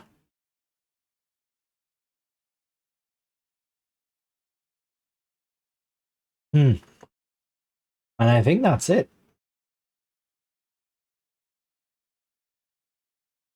I think that's everything to put together for this one.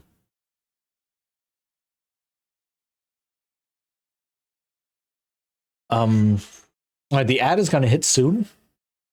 Actually, I'll run the ad now, and then I'll think if there's anything more to add or anything big that I forgot. And I'll use the time during the ad to see if I can't find that game. But yeah, I'll play the ad now. I'll see you all in a couple of minutes. I will search for the game in the meantime. Endure. In enduring, grow strong. So let's see. Can I somehow filter items that are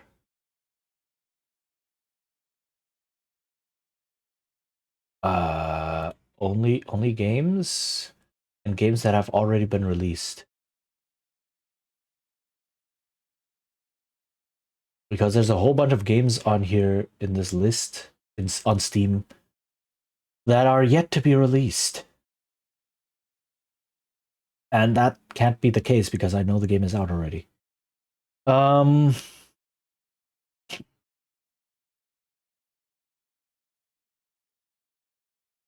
don't think so.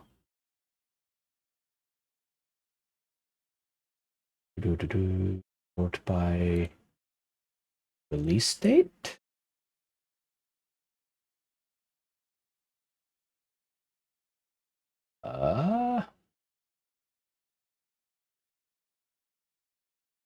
Check.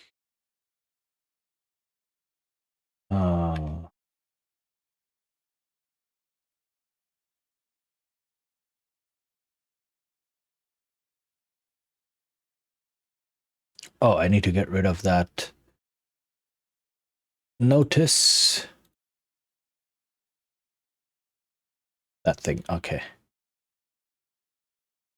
I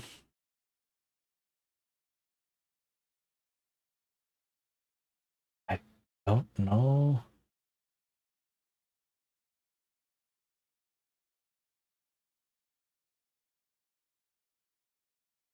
I have no idea what it's called. I'm just searching for dice. I'm hoping it has dice or something like that in its name.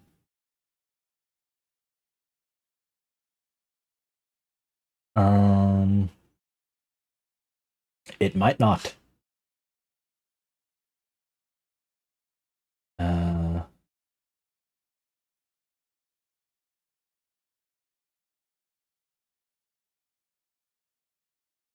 This.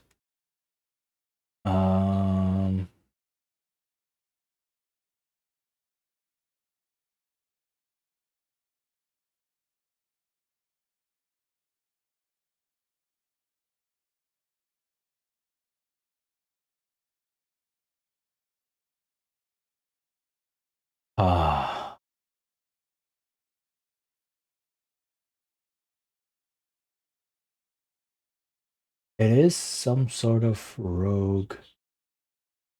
roguelike ish. Wow, ads are over and I still haven't found the game. Okay then.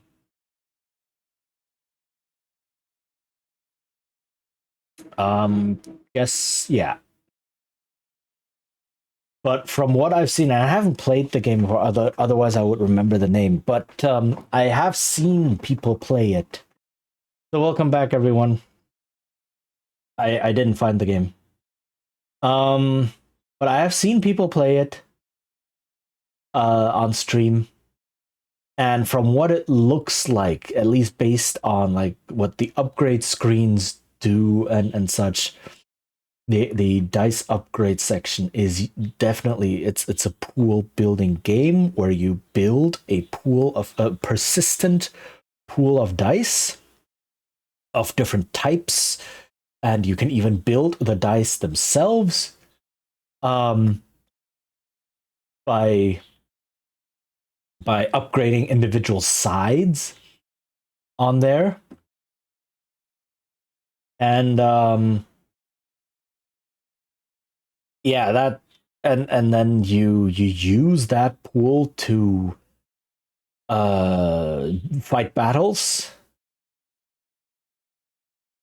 And yeah, and then after battle, you get money or so with which to improve your dice or your pool. Some more. I cannot find it right now. Yeah. It's okay. I'll see if I can somehow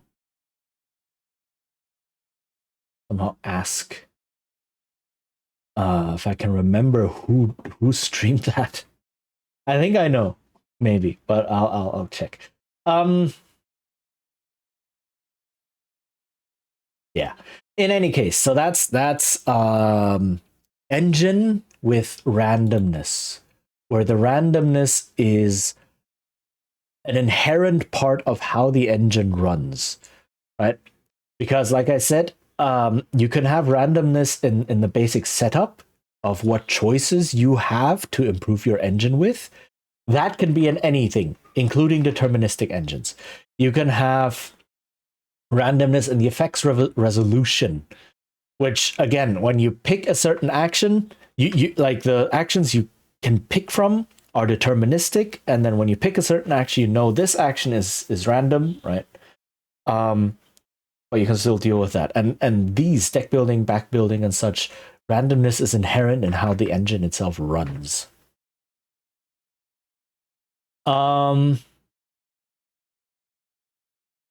Yeah. I think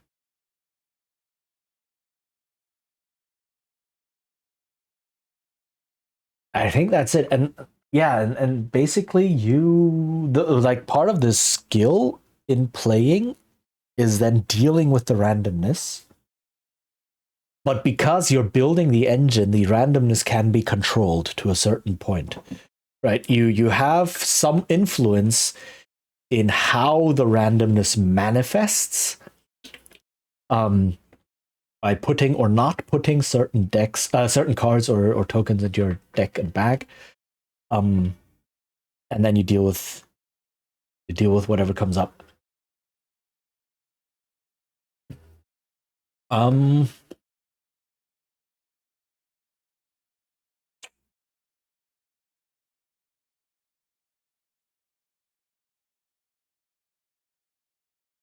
And decks and bags are relatively easy to do on your own.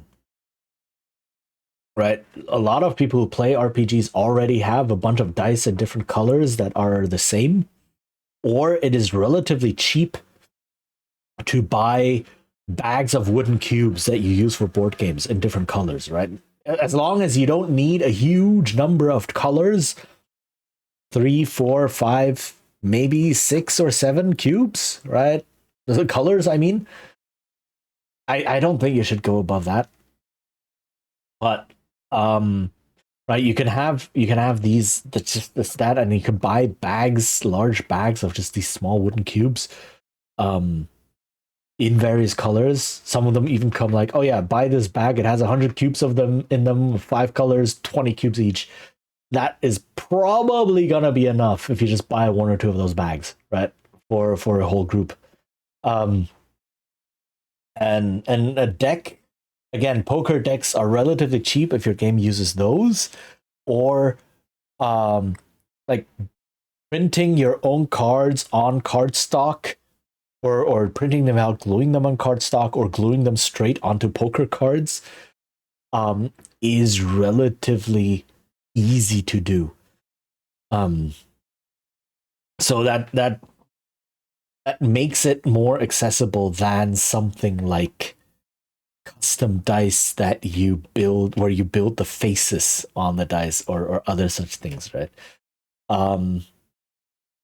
And given how a lot of games nowadays, role-playing games nowadays, come with like a huge amount of cards. So many games are now, oh, you don't just get the books, you also get cards. You get like hundreds of cards.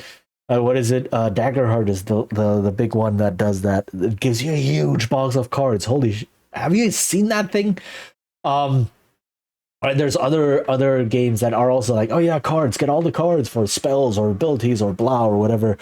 So again, like there are a lot of players now being trained, quote unquote, right, to use cards as part of playing the role playing game. And so having like deck building in there is just a minor extra step. And in a role playing game, we very much expect randomness. So having randomness in the engine itself is not a bad place to put it, right? You don't always have to put randomness like this. This is a microcosm of where you can put randomness in action resolution, so to speak. Most games have randomness in their effects resolution, where you decide everything that you want. All of the setup is controlled. You say the action you want to do. The GM tells you the difficulty and possible consequences or such. You set up everything, gather all your bonuses and other modifiers, and then you roll. And then the roll determines how the narrative continues. So the roll, it's randomness at the end. There are some games that experiment with randomness at the beginning. The first seventh C, the first seventh C, so seventh C first edition, I think, does randomness at the beginning, and to a certain degree, Dogs in the Vineyard also does randomness at the beginning, where you first roll, and then you look at what you rolled, and that determines what you can do in a given scene or in a given encounter or in a given action or whatever, right? But having like randomness within an engine itself, there is no space because there is no engine usually with a single roll. But having like that would be like having a random number of dice whenever you try to make a check, kind of. That would actually be interesting. It's like you have a bag of dice, and whenever you make a check, you pull out a certain number, maybe based on a stat, and that's what you roll. Huh. So you can definitely combine them. That would be an interesting variant of like, or a combination of pool building and back building, I guess. Like you know what you have in your bag, but you also know that on any given check, you're not going to be rolling everything you have in there. You're only going to be rolling a subset of what you have in there. But you can manipulate what could appear in that subset by putting things in your bag in the first place. So players are able to manipulate the randomness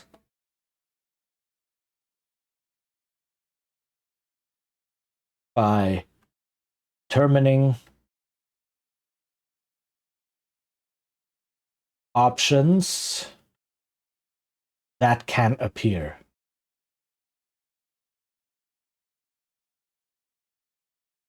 All right. All right, so let me frame this. This is part of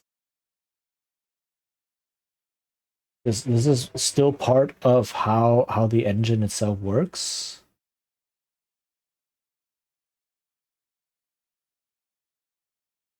All right.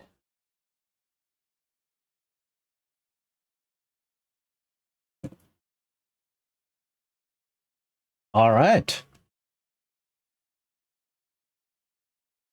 I think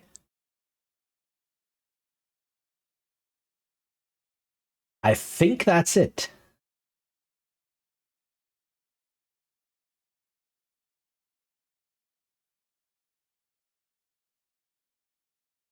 Yeah.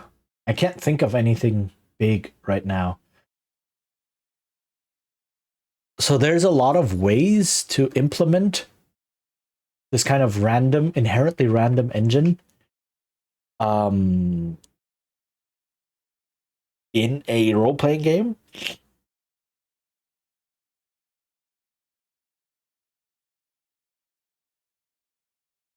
And heck, you could even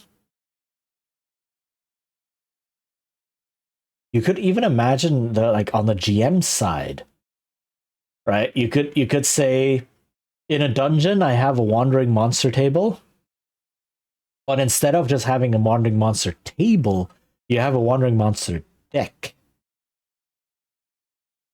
Right? So that immediately cuts through a lot of the problems inherent in wandering monster tables, because when you have a table where you roll dice on it, again, the big difference between dice and something like cards, a deck of cards, is that subsequent rolls of a die or of dice are not influenced by previous rolls of the dice. Right. So if you have something like I roll 2d6, and then you have a goblin cave, and then you put goblins, a troop of goblins in your number 7 slot, but you also want some special monsters, so you put some special monsters in your table. And in a single dungeon crawl, depending on how often you roll in the table, you might never roll that special monster. It might never appear simply because your dice happen to land on different numbers.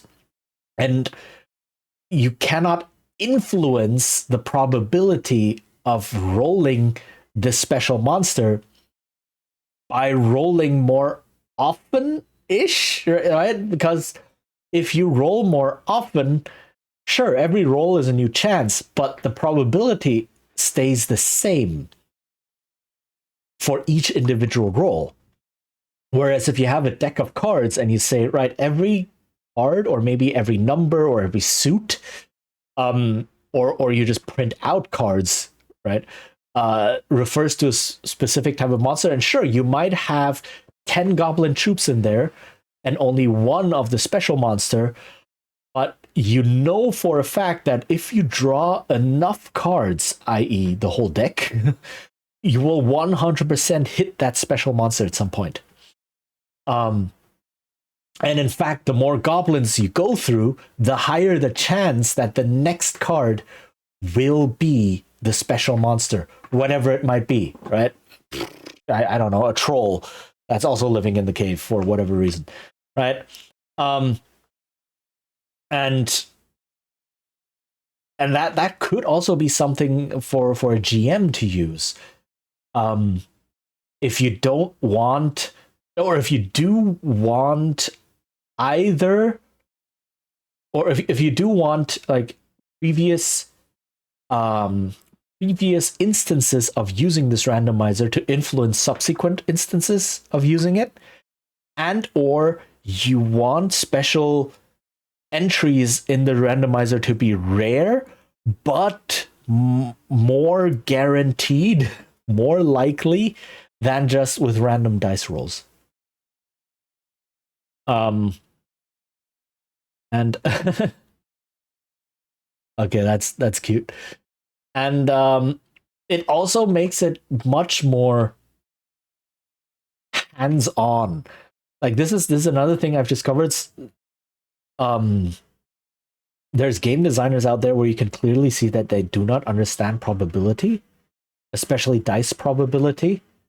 One of the worst examples I've seen, I didn't see it in the game. I saw it in a blog post where someone said, look, this is the designers clearly not understanding probability, was in either a Batman or a DC, I think it was a Batman themed game or so, superhero game, where they had a 2d10 random encounter table, and then they took Batman's rogues gallery, right? So when you have 2d10, you get numbers between 2 and 20, So they just took 19 of the most famous villains from Batman's Rogues Gallery and put them in there. However, they just put them in there alphabetically, right? But 2d10 is not linear. 2d10 gives you a pyramid. It's not quite it's kind of like a bell curve, but it's a very sharp bell curve, right? Where 11, getting a value of 11 is 10 times more likely than getting a value of 2 or 20. So you have a 1% chance on 2d10 to get a 2, a 1% chance to get a 20, and a 10% chance to get an 11. So whichever villain you happen to put at 11 is 10 times more likely to appear than the villain you put at 2 and the villain you put at 20. And if you just put in all the villains alphabetically, that's just, you just get some random villain, I don't know who it was, Copperhead or something, that appears really, really often, and someone like the Joker, who alphabetically starts with a T, was all the way down at like slot 18 or something. So the most iconic Batman villain has like a 3% chance of appearing over someone like Copperhead or so, right? It's like, okay, you clearly don't understand how dice work. Whereas if you have cards, you can very clearly see the odds of something happening. You can see, I have 20 cards and I have 10 goblins in here. So there's a 10 to 10 chance that I will draw a goblin on my first pull, right? And then I can have, 5 skeletons in there. So there's a 5 to 15 5 to 15 odds that I will draw a skeleton on my first draw. And there's like, some other random monster that I can put in there. And then once you draw a goblin, then you say, okay, now there's only 19 cards left in there and only 9 goblins. So it's a 9 to 10 chance that I'll draw a goblin next, and so on. So it makes the probabilities much more visible to, and this is not just designers, this is GMs. Like, as designers, you should know probability. You should know how to handle probability. As GMs, we can't really expect the GM to be really good at probability, right? Sure, higher number better is the most we can kind of expect from a GM. So if you then give them this deck, then the GM can look at it and very, very clearly see, these are the chances. Obviously, if I put 10 goblins into a deck of 20 cards, the chances of drawing goblins are really, really high. Whereas if I put 1 troll into a deck of 20 cards, there's still gonna be a chance, but it's very, very low, especially compared to the goblins and so on. So that is definitely a tool you can give GMs to help with making probabilities more visible for them. I just had another idea or another thought. I just thought of a different game that uses something similar, not necessarily similar, but Invisible Sun.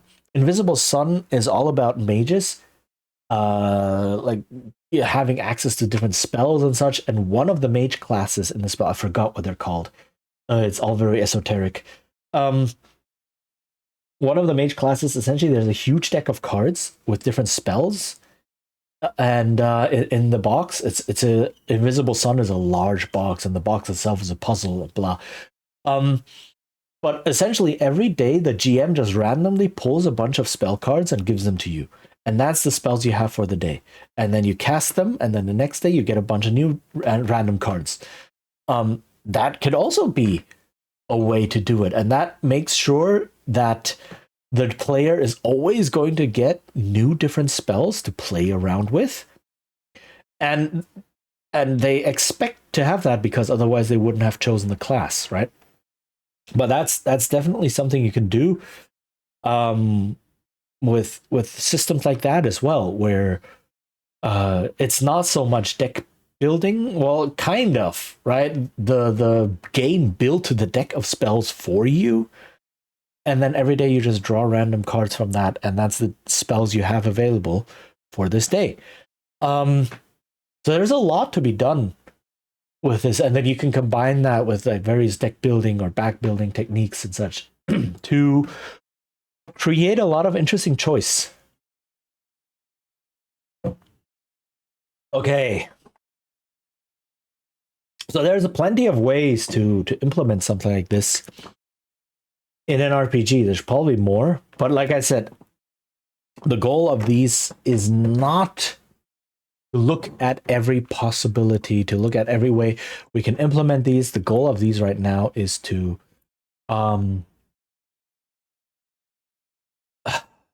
is two words. Is to look at the mechanic itself and look at what makes it tick, what parts are in there, right?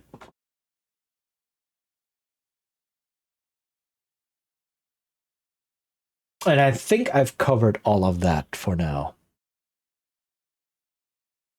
Okay, slightly shorter than last time, only 2.5 hours. Then again, I did a lot of the work last time with defining engine building itself, and this is just building off of that. Yeah.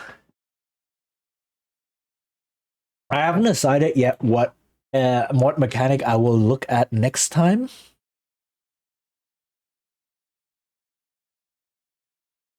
So we'll see what I find, what there is.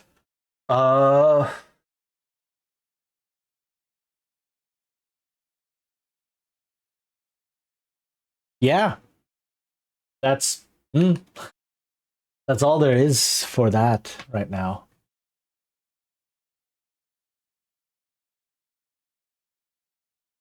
Okay. Let's look at who's on. I think I'm kind of done for now talking about this. There isn't too much more to add. Oh yeah. Let's check.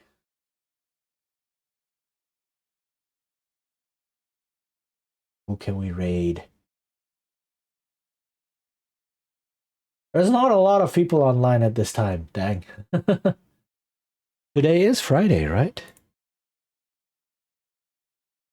Yes, I'm not wrong. Okay. It's the anxiety. It's just always there and always buzzing in the background. It's like, you got the wrong day. You have things to do. You have some stuff scheduled. Blah. Like, you keep forgetting things. Like, stop. It's annoying. Yeah. Like I said, I don't know which mechanic I will look at next. There is a bunch more that look interesting and that I also have experience with and knowledge about. That's important. I can't talk about a mechanic if I don't know what it is and if I haven't like played games that use the mechanic, I guess, right? So that's the thing. There's a bunch more I'll have a think about it over the week. And then also there might be other things that I'll do that I'll talk about, not just TTRPG design, but again, like I said in the beginning, like 3 weeks ago, there's also other topics, things like, I don't know, language learning or music theory or things like that, where that I would like to cover at some point, talk about at some point. Okay. Well, for now, I think we're done.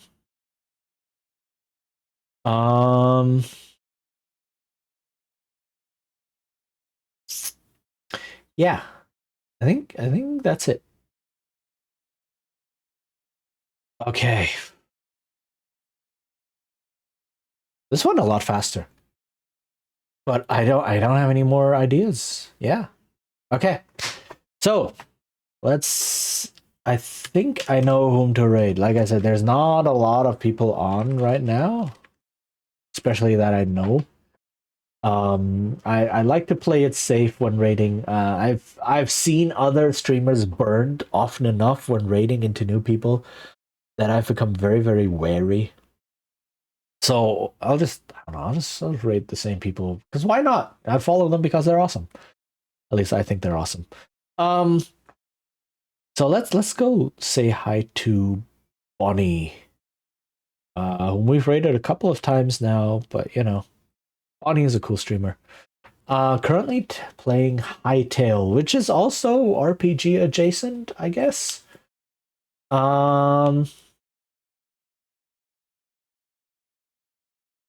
Yeah. So let's do that. All right. Yeah. So thank you all for coming by. I hope you learned something. I hope you got some ideas, either for your own designs or for running games or so. And yeah, I will see what I will do for next week. I should be back tomorrow evening with some Blades in the Dark. And then after that, I'll be back next week. So yeah, thank you all for being here. I hope to see you all again soon. I appreciate you for being here and watching or lurking. And yeah, take care, stay hydrated, and bye-bye.